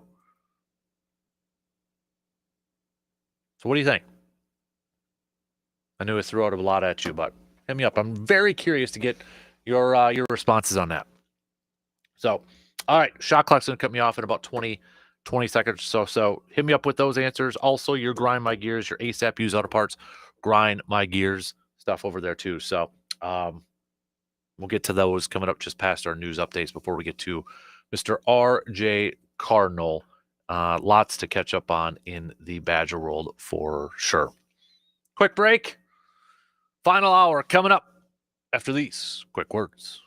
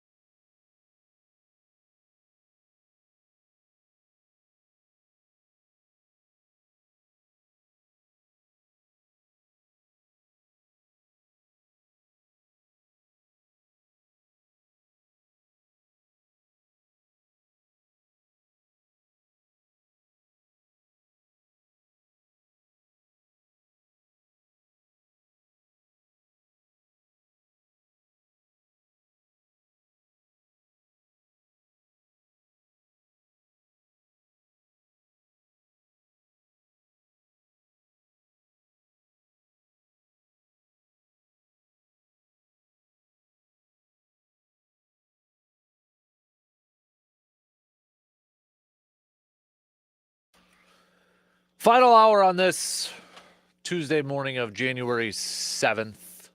What up, everybody? Hopefully, you're all off to a fantastic start. If you're already up and at it, maybe you're already at work and such. Big thanks for tuning in, whether it's online, sportstalk1051.com, streaming it up over there, downloading the app, taking it on the go. You got the video streams also up and rolling, Facebook, YouTube, Twitter, Twitch, Instagram, whatever all the kids are using these days. You can also pull it up on your tube as well, a YouTube app over there. So broadcasting from the TDS studios, the TDS Sports Talk studios here this morning. We've got RJ Cardinal coming up in about 20 minutes or so. Lots to catch up on with Mr. Cardinal. Hockey just this past weekend down in Wrigley Field. There, both teams coming away with losses, close games though. But we'll talk a little bit about that. Badger hoops coming off of 2 straight Big Ten wins. Iowa on Friday, Rutgers last night. Badger football, they've got their new quarterbacks coach who's already on staff, new wide receivers coach because the wide receivers coach is going to the quarterbacks coach, and then they bring in a new wide receivers coach. Talk about that and a little transfer portal. What are some updates there in terms of who's coming where, who's coming in, and all that good stuff too. So speaking of little college football, again, got to mention last night, North Dakota State's picking up their 10th total. I think was it 5 in the last 8, but North Dakota State's picking up the FCS national title championship last night, taking down Montana State 35-32. I know we have quite a few. I mean, this area especially, it's got quite a few connections. Whether it's been some kids, some youth that have gone over there to play for North Dakota State or such, but there's definitely some connections over here. So shout out to North Dakota State for picking up another national championship yesterday, or last night, excuse me. 10th one. Yeah, 5 in the last 8 years. That's pretty darn dominant over there. So nice work. I like it. Yeah. Couple of people already texted saying they have family that used to play for North Dakota State. So that's cool. Yeah, I know they do a really good job recruiting wise, really targeting this area, Western Wisconsin, Northwestern Wisconsin and such. So, all right. Got a couple texts to get to here before we get to our ASAP Used Auto Parts Grind My Gears Tuesday. Jim is saying, I'm more worried about Saquon Barkley because he is involved in the passing offense as well. I agree with you. I think Green Bay has to jump out to an early lead to try to neutralize him just a little bit. Another texter saying Jeff Hafley has done a very good job this year. I definitely had some high expectations for him. Wasn't all perfect, but when you put it in greater scheme of things, the bigger picture, defense overall did a pretty darn decent job. Excited to see what they can do to continue to build off of it. Let's do some Grind My Gears, brought to you by ASAP Used Auto Parts. Jake, he's grinding his gears at Packers fans because he's like, hey, it's wild card weekend, man. Wild card weekend. I don't know what the rest of Packers Nation problem is, but it's flipping wild card week, and I'm pumped. Another one saying what grinds my gears is the final defensive play. The Packers, like that was a couple ones. So we'll just, for everybody who texted that one in, we'll just lump that all into one. Okay, we'll just lump that one into one. The final defensive lineup, not the field goal. We know what we're talking about there with the pass play from Chicago. So yeah, we'll just put that one together. Few of you texted that one in. So yeah, I would I'd co-sign with that one in a heartbeat. It was grinding my gears more the more I saw that still frame, photo, snapshot, screenshot, whatever the heck you want to call it. It was like all over social media yesterday. It was just like even more annoying at that point. So yeah, we'll put that one in there. We got another grind my gears is Packers continuing to shoot themselves in the foot. That's from Ben. What grinds my gears is the Packers continuing to shoot themselves in the foot and not picking up these wins. I'm afraid that's what's going to happen on Sunday against the Eagles. Another grind my gears. Don't have a name. Can't give you any credit. What's grinding my gears is no love paid for the Badger basketball team from the national media. I feel like this team is being overlooked, and they're going to surprise a lot of people this year. Well, they were in the rankings, and then those losses to Michigan and Illinois. But now maybe those losses actually look a little bit better because Illinois jumped in, highest ranked Big Ten team out there, and then you got Michigan's now in the top 25 of their rankings. So another grind my gears. What grinds my gears is this Milwaukee Bucks team. How do you lose to Brooklyn after beating the Pacers in a big win, and then you lose to two subpar teams? At least they beat the Raptors yesterday, although I wasn't too confident they were going to do that. I don't know how to fix this team. Bucks are definitely a grind my gears team. Yeah, the Trailblazers lost to add on there too, but yeah, you beat the Pacers. I'll mention this. You mentioned it yesterday too, but you look back to when they beat the Bulls. Oh man, a couple weeks ago. Then they lose to the Nets. Then they lose to the Bulls. But then they beat the Pacers. Then they lose to the Nets. And they lose to the Trailblazers. Teams that you should be beating, for crying out loud. So at least they beat the Raptors last night. But yeah, I mean, this is such an inconsistent up and down team. It's like it is absolutely frustrating. Now, hopefully the positive aspect of this is maybe they're just treading water here a little bit, gets the postseason, and then flip the switch on, kind of like those old school Spurs teams did back in the day with Duncan and Parker and Ginobili and such. I don't know, but it's definitely a big time head scratcher. It's really frustrating, especially this past weekend, losing, was it Friday night and then Saturday? Nets and Trailblazers. I mean, that was awful. That was awful. And I thought this was a portion of their schedule too after they won the NBA Cup. I thought, okay, here's a portion of the schedule here where they could go on a nice run, where they can start to stack some W's. They had the Cavs game right after that. We knew that was going to be a tough one, and they lost. But after that, it was Wizards, Bulls, Nets, Bulls, Pacers, Nets, Trailblazers, Raptors. I would have thought the NBA Cup champions would win the majority of those games, and in fact, they've lost the majority of those, right? Yeah. Win against the Wizards, Bulls, Raptors, Pacers, lost to the Blazers, Nets, Bulls, Nets. So I guess they're 4-4. I would have thought a winning record for that, but no. So they're, to me right now, the definition of a grind my gears team. It's just a big head scratcher.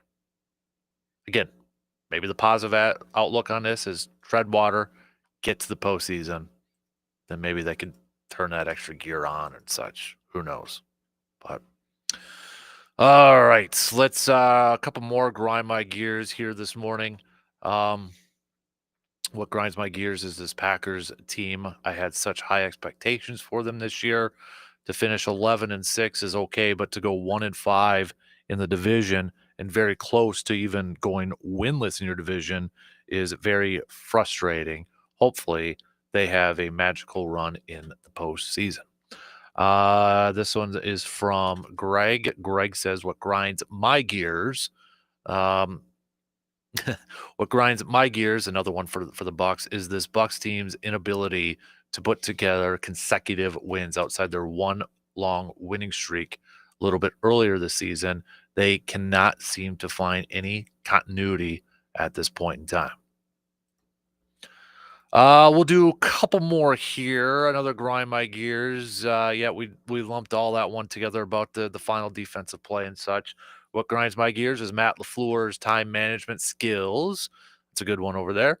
Another one. What grinds my gears is NFL. I hope they change it similar to the NBA and hopefully what the college football playoff committee will do.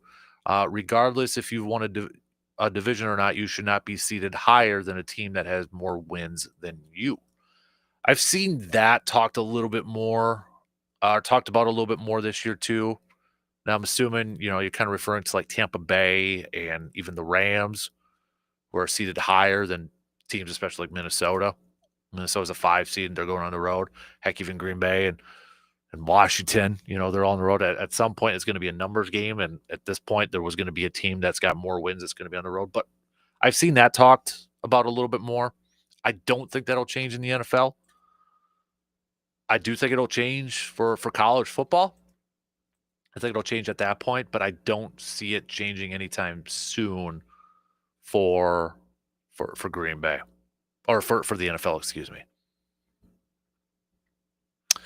All right, good ones. A lot of good ones there for a Grind My Gears Tuesday. Big thanks for sending those on over. If we got time, we'll get to a little bit more coming up at the back end of this hour.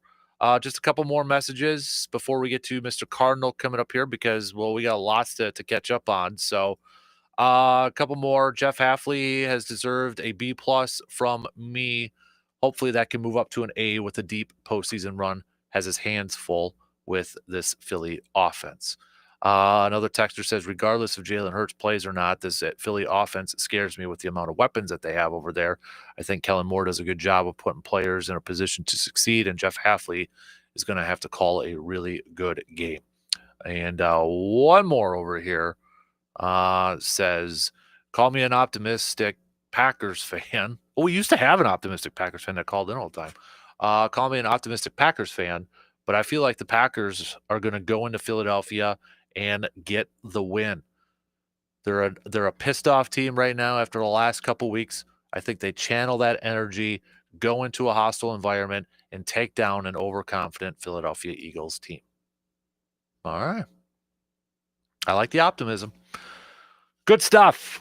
We'll get back to some more messages coming up here in just a little bit, but we got to take a quick break, and we're going to switch gears here and talk some Badgers with Mr. RJ Cardinal. He's coming up after these quick words.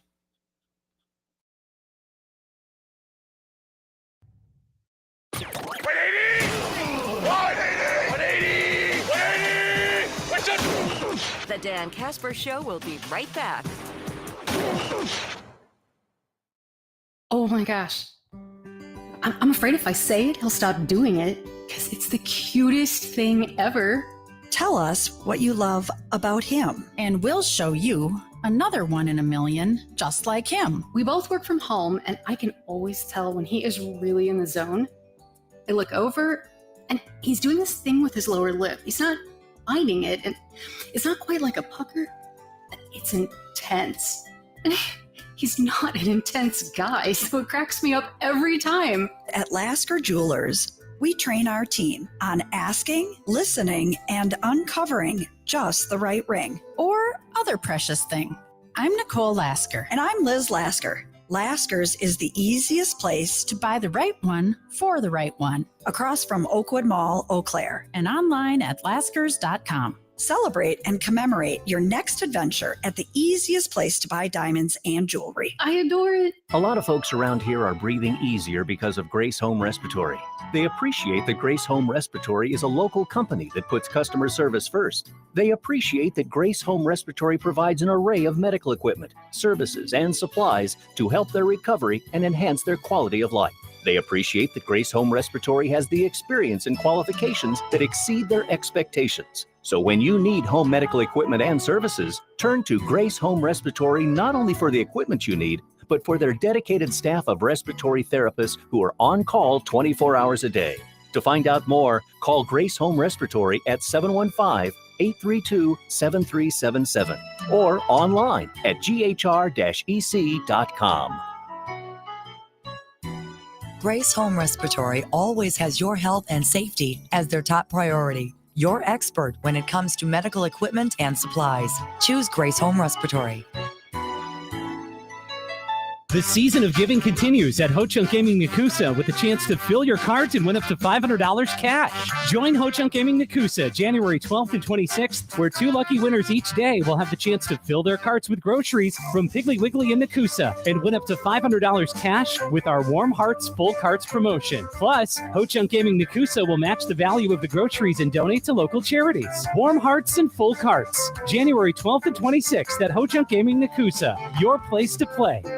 Visit Ho Chunk Gaming Nakusa to experience exciting action on the hottest slot machines and electronic table games. With big fun, you get bigger rewards while playing with your Rewards Club card. Enjoy special gaming offers, food and entertainment discounts, and more. Hungry? No problem. Escape to the oasis of Swiftwater Lounge for drinks, food, and fun. We'll see you at Ho Chunk Gaming Nakusa, your place to play.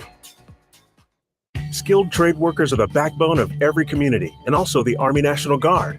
Soldiers trained to keep the power flowing, engines running, and in every other trade needed to accomplish the mission. These soldiers are on the fast track to learning skills that can set them up for success at home with companies looking to hire the best. Their resumes are being built through their paid training and part-time service. Find out how you too can learn a trade profession by visiting NationalGuard.com. Sponsored by the Wisconsin Army National Guard. Aired by the Wisconsin Broadcasters Association and this station. Drivers who switch and save with Progressive could save hundreds. With that kind of money, you could go big time. The next time you're out to dinner with friends, you can order the shrimp cocktail for the table. And maybe you'll realize it only comes with 4 shrimp after you've already given away 3, but that one shrimp will be so good.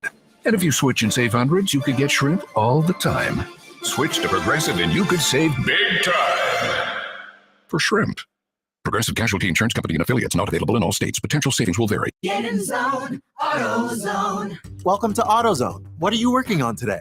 I think my battery's dead. With free battery testing and charging, we can help you get back on the road. Get in zone, AutoZone. So what if I need a new one? We have the right Duralast battery for you, only at AutoZone. Get in zone, AutoZone. And what about my old battery? We can recycle it right here at America's #1 battery destination. Get in zone, AutoZone. Restrictions apply. America is kept safe because the Army National Guard responds, protects, and supports our nation when it needs them most. The Army National Guard responds to disasters such as wildfires and floods. They protect us with missile defense, cybersecurity, and civilian support teams for chemical, biological, and radiological hazards. Be there for your community and your country. Visit NationalGuard.com to learn more about part-time service. Sponsored by the Wisconsin Army National Guard. Aired by the Wisconsin Broadcasters Association and this station. Do you know of anyone who needs some help chasing their dreams and passions? Backyard Dreams wants to help. Email us at info@sportstalk1051.com so we can help.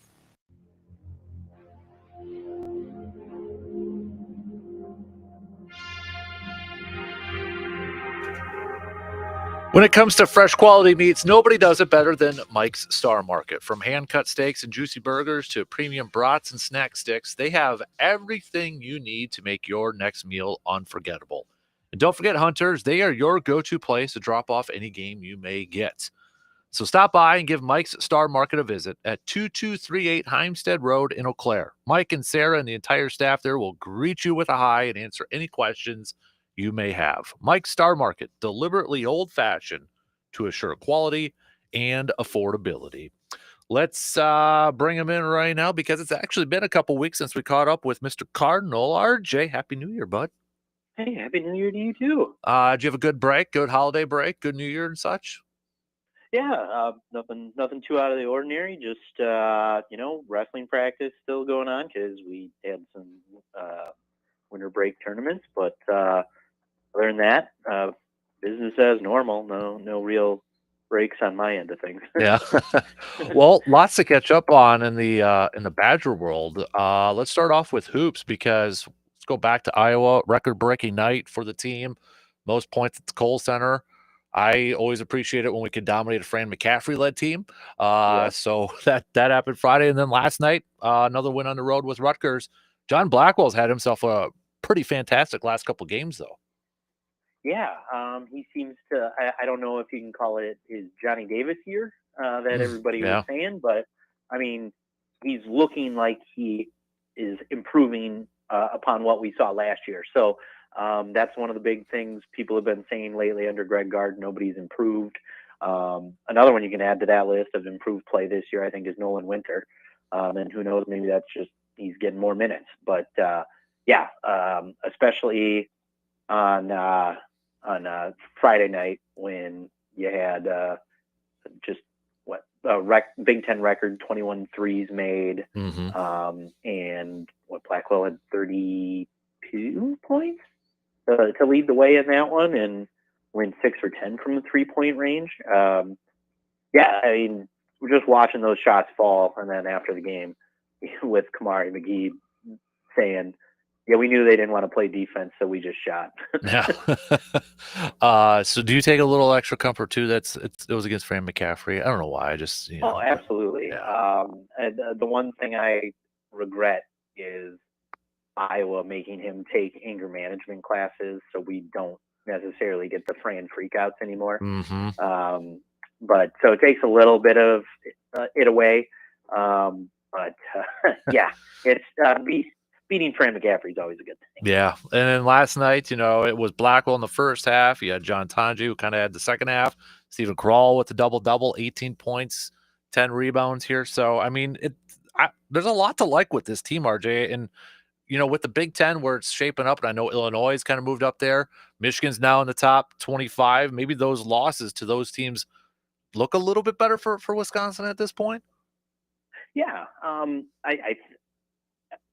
Michigan was a team on the rise anyway at that point in time. So the fact Wisconsin was ranked and Michigan wasn't, I mean, the week before they were ranked, Mm-hmm. So I think that, I'm not even sure what quad that would have been in, as we're looking at a quad losses and wins and all that kind of stuff, because that matters now.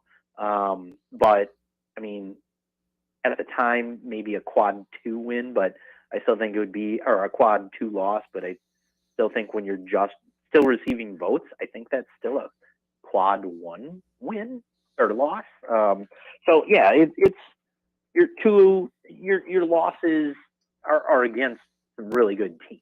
It's not like you're here because Illinois, like you said, Illinois is ranked, Marquette's ranked, Michigan's now ranked. So there are 3 losses in a row to some pretty darn good teams, and even that Michigan loss, you lost by 3. And it's not like you were getting blown out in these. Mm-hmm. I guess the Marquette game was 14 points, but you lost by 6 in Champaign, a place you don't win anyway. And like I said, you lost at home to Michigan, but that we're seeing now Michigan's a better team than what they were put on at the time we played them. Mm-hmm. Switching over to hockey for a little bit here, RJ. So kind of, I mean, I'm sure you watched it or saw a little bit of it, but down at Wrigley, playing in the frozen confines, right? So you had the men's team falling to the number one team in the country, Michigan State. Both games, the one in Michigan, then down in at Wrigley, there 3-4, then 3-4 overtime loss. And the women's team too, also falling to Ohio State down there in a shootout. But so that's the women's team's first loss this season, right? Second loss. Okay, no, second. No, the other one was a tie, like a tie. Never mind. Yeah, gotcha. First loss. I believe they. Oh no, that's technically not a loss. That one goes down as a tie. Okay, gotcha. The shootout is just for the point. They lost. You're right. In Columbus. Yeah. So, yeah. I mean, I still think if you watched that game, I still don't know how that goal for Wisconsin was waved off.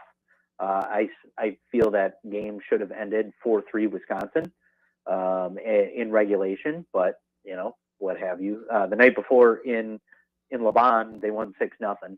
Yeah. So maybe could have saved some goals there. But yeah, watching that game against Ohio State at Wrigley, I mean, you're the number 1 and 2 team in the nation.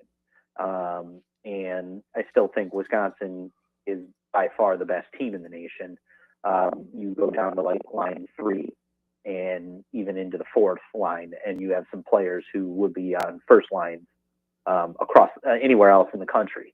But yeah, I still think the disallowed goal that would have had Wisconsin up 4-2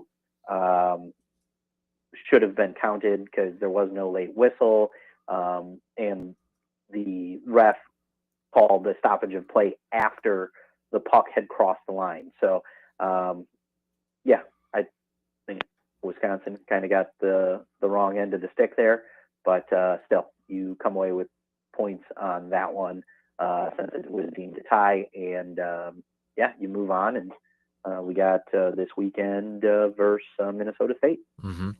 Switching over to football now, RJ, because coaching staff, we got a quarterbacks coach, somebody who was already on the team.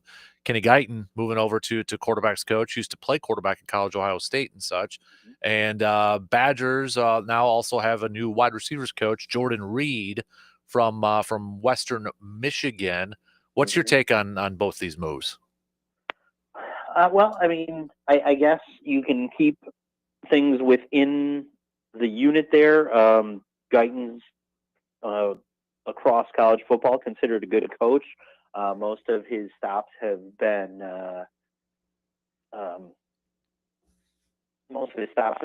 a wide receivers coach, but like you said, he played at Ohio State, and Fickle has a familiarity with him.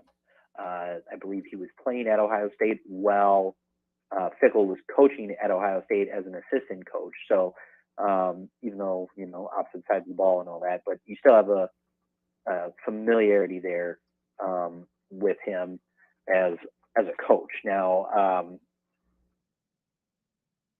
Reed, I really don't know, but it seems like he's a decent coach.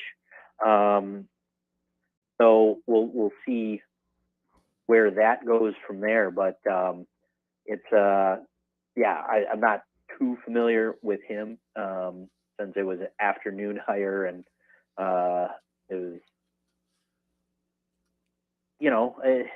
still one of those like whatever they're calling it now, group of five. You have a coach who's it wasn't that great of a passing attack at Western Michigan.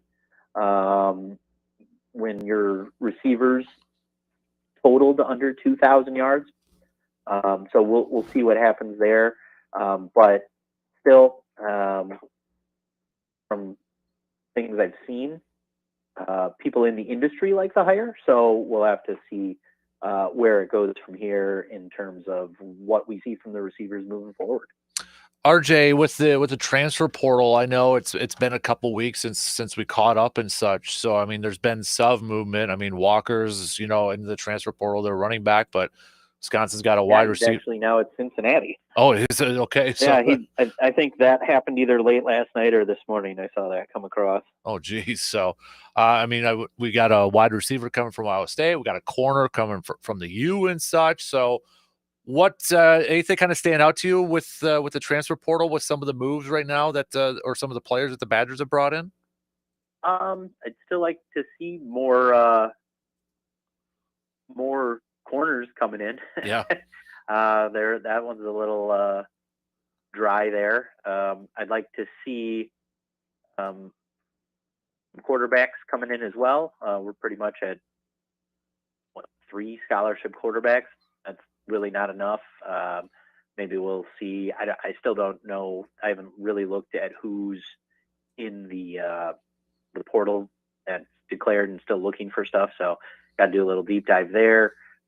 See what can be pulled out of there, because right now you have a guy where he's probably going to be your starter. You have a guy you brought in that has 3 years of eligibility left, and you have a true freshman coming in. So probably want to add 2, maybe 3 more quarterbacks in there. So the portal will be big on that. Can't go wrong with getting defensive linemen still. We know that's a pretty thin spot for Wisconsin as well. So I think the portal class could be getting bigger from what we've seen so far. And, it's one of those, it's considered one of the top 10 portal classes right now anyway. So, we'll see where it goes when all's said and done and we get some more in here, but it's sounding like a good portal class, and hopefully we see more, because kind of need it. We lost 25 and probably we'll lose a couple more after spring, just that's the way it happens. So still have to have a few guys on this roster to replace what we have lost already and what we might end up losing. Have you heard? I know it's been a little bit there, but the whole Xavier Lucas situation with him tweeting out that the Badgers weren't letting him enter the transfer portal and such. Have we heard anything different or a resolution to that yet? No, not yet. So it's really just sounding more and more like he signed something here at Wisconsin, went home for winter break, came back and immediately said, I'm entering the transfer portal. Don't know what he signed at Wisconsin. And the only people who seem to be really, really upset about this are Miami beat writers and Miami fans. So kind of wonder why, if you weren't in the transfer portal and a specific group of fans and beat writers started this whole, they are holding him hostage. And then, so who knows what's going on there, but it really seems like Wisconsin might be holding on to him to make a case for tampering, not going the exact route of Jim Mora Jr. saying, I will name names, but it seems like it's heading down that way. Miami might be, I don't know, turned in for tampering or whatnot, but it seems to be going that way. Interesting. Yeah, because I was trying to search for it just a little bit ago, and it seems like what 24/7 has them in the transfer portal, but I haven't seen anything like official out there yet. Yeah, So I mean, I think they've had him in the transfer portal since he tweeted out he's going to be in the transfer portal. Gotcha. So I think it's still one of those officially unofficial in there, and come the spring window, he will be in the transfer portal. Probably.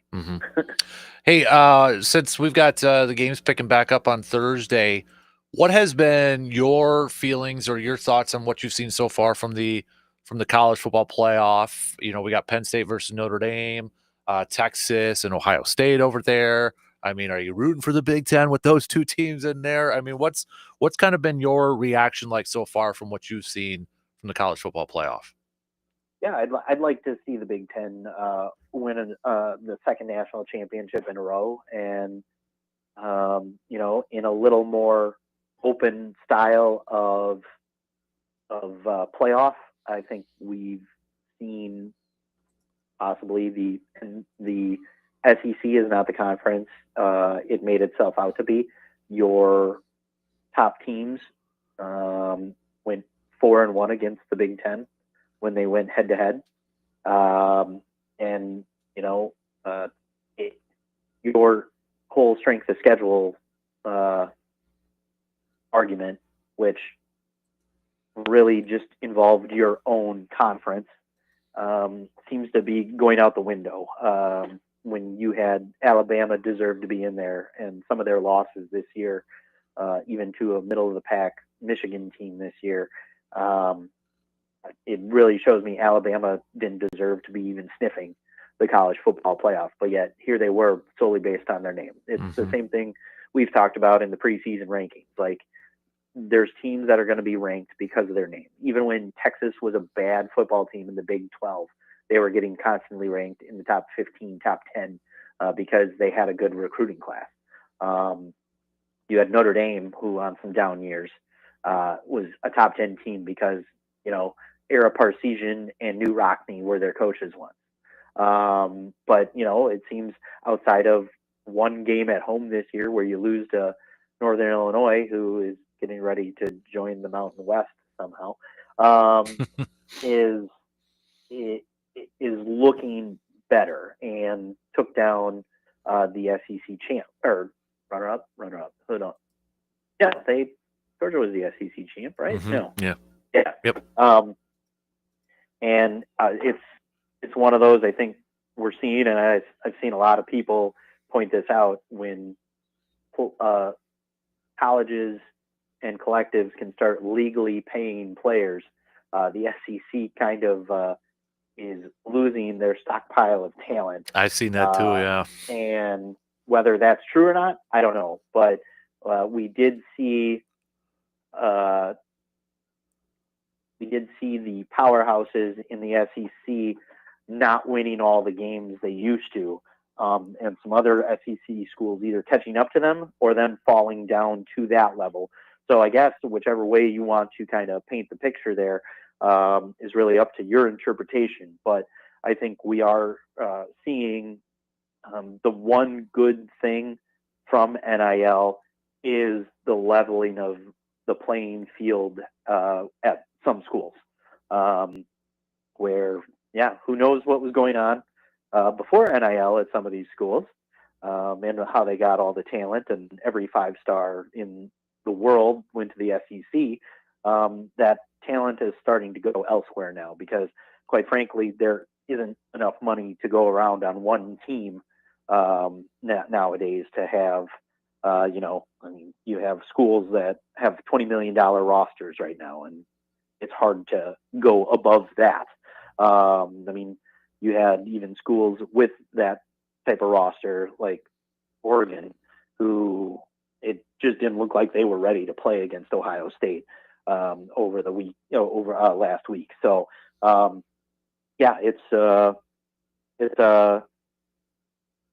it's an interesting playoff where every team with a bye lost. Yeah. You had no 9, 10, or 11 or 12 win their games.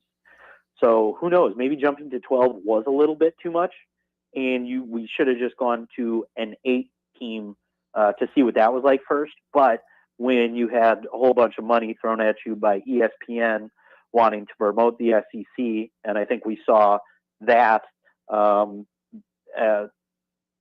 with the mouthpieces before the playoff even started, saying, there's 3 more SEC teams that deserve to be in here.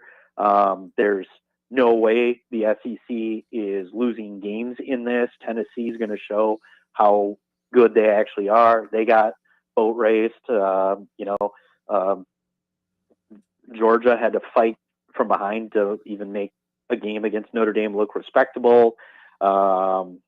It's just in Texas in their first year, there's people who were even forgetting they're in the SEC. So that tells you what's going on in that sense. But it's interesting television right now to watch these games, because even Arizona State made a good run against Texas, and nobody thought, even as a conference champ, they deserved to be in there. So we'll see what happens with this week's games, but I wouldn't mind seeing an all Big Ten final. I know a lot of people wouldn't like that, and much like that, LSU Alabama. What year was that in the BCS?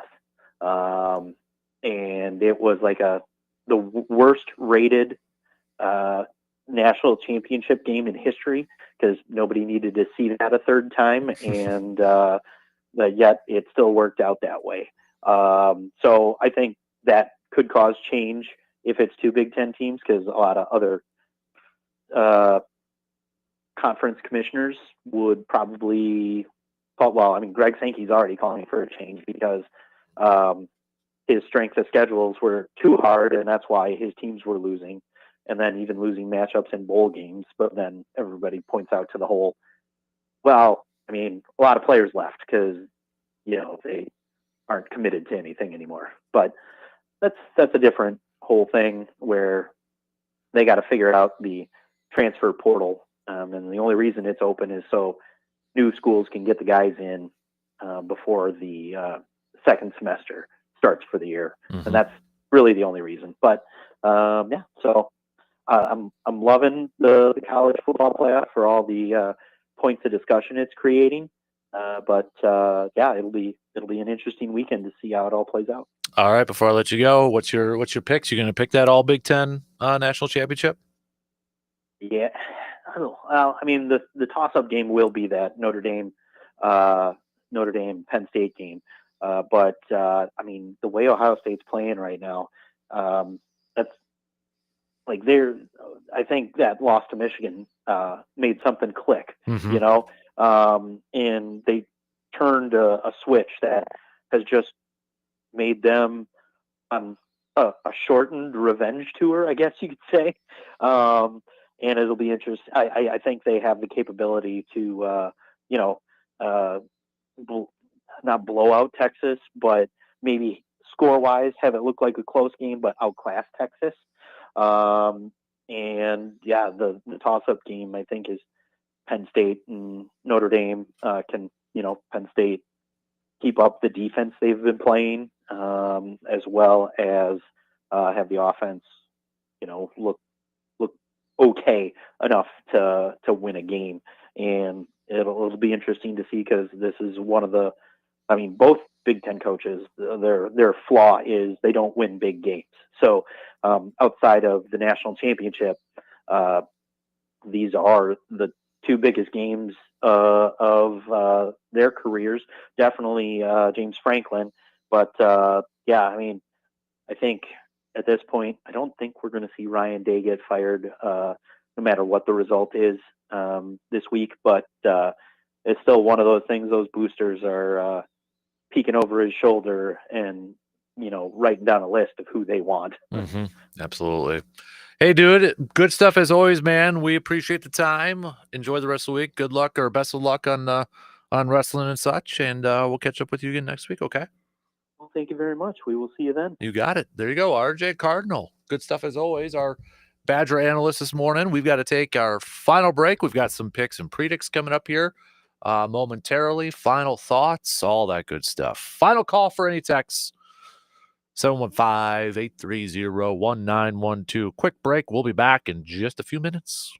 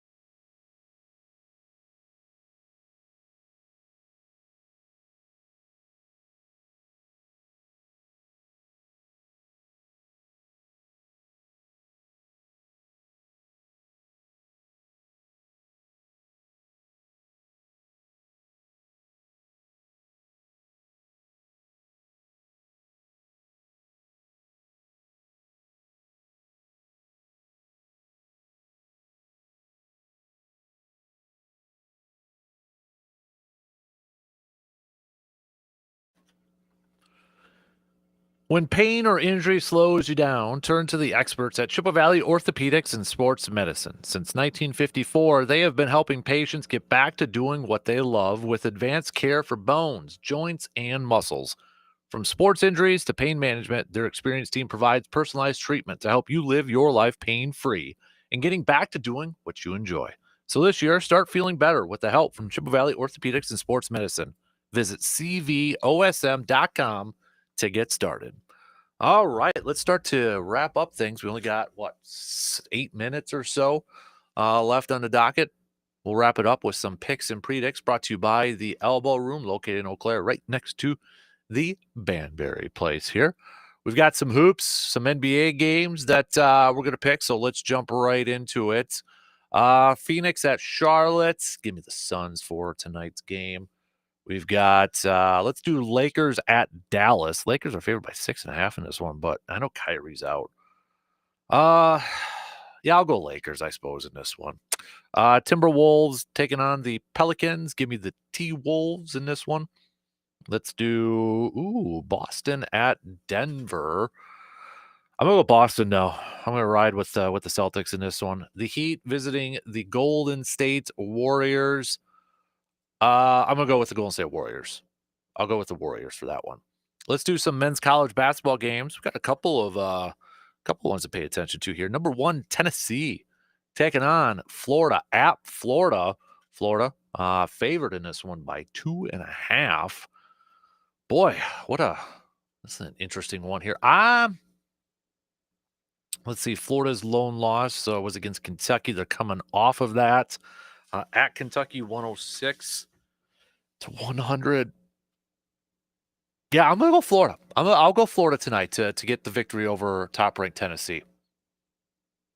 I think this one might be a little bit of a high-scoring game here, but yeah, I'll go with that. Tennessee's coming off of they just beat Arkansas? Yeah, coming off of a win against Arkansas, number 23 Arkansas. I'll go with the Gators. That should be a good one tonight. Let's do Kentucky at Georgia. Now, I know Kentucky's ranked number 6. They're going to Georgia, and Kentucky's only ranked by 1.5 because Georgia's 12-2 so far this season as well. Their loss is coming against Marquette and Ole Miss. So I think Georgia I think it might be a good game, but I'm still going to go with Kentucky in this one. I'll still go with the Wildcats. Let's do do I want to do any more over here? Got Georgia at Marquette. Marquette's going to win that one tonight. Marquette's favored by 13.5. Auburn at Texas. Yeah, Auburn, I'll go with them as well. Michigan at UCLA. Big Ten matchup there. Still weird to say. 2 teams in the top 25. Michigan at 24. UCLA 22. I'll go UCLA just because of the travel for Michigan in this one. So there you have it. Those are your picks and predicts for this morning. Again, brought to you by the Elbow Room. Big thanks to everybody who texted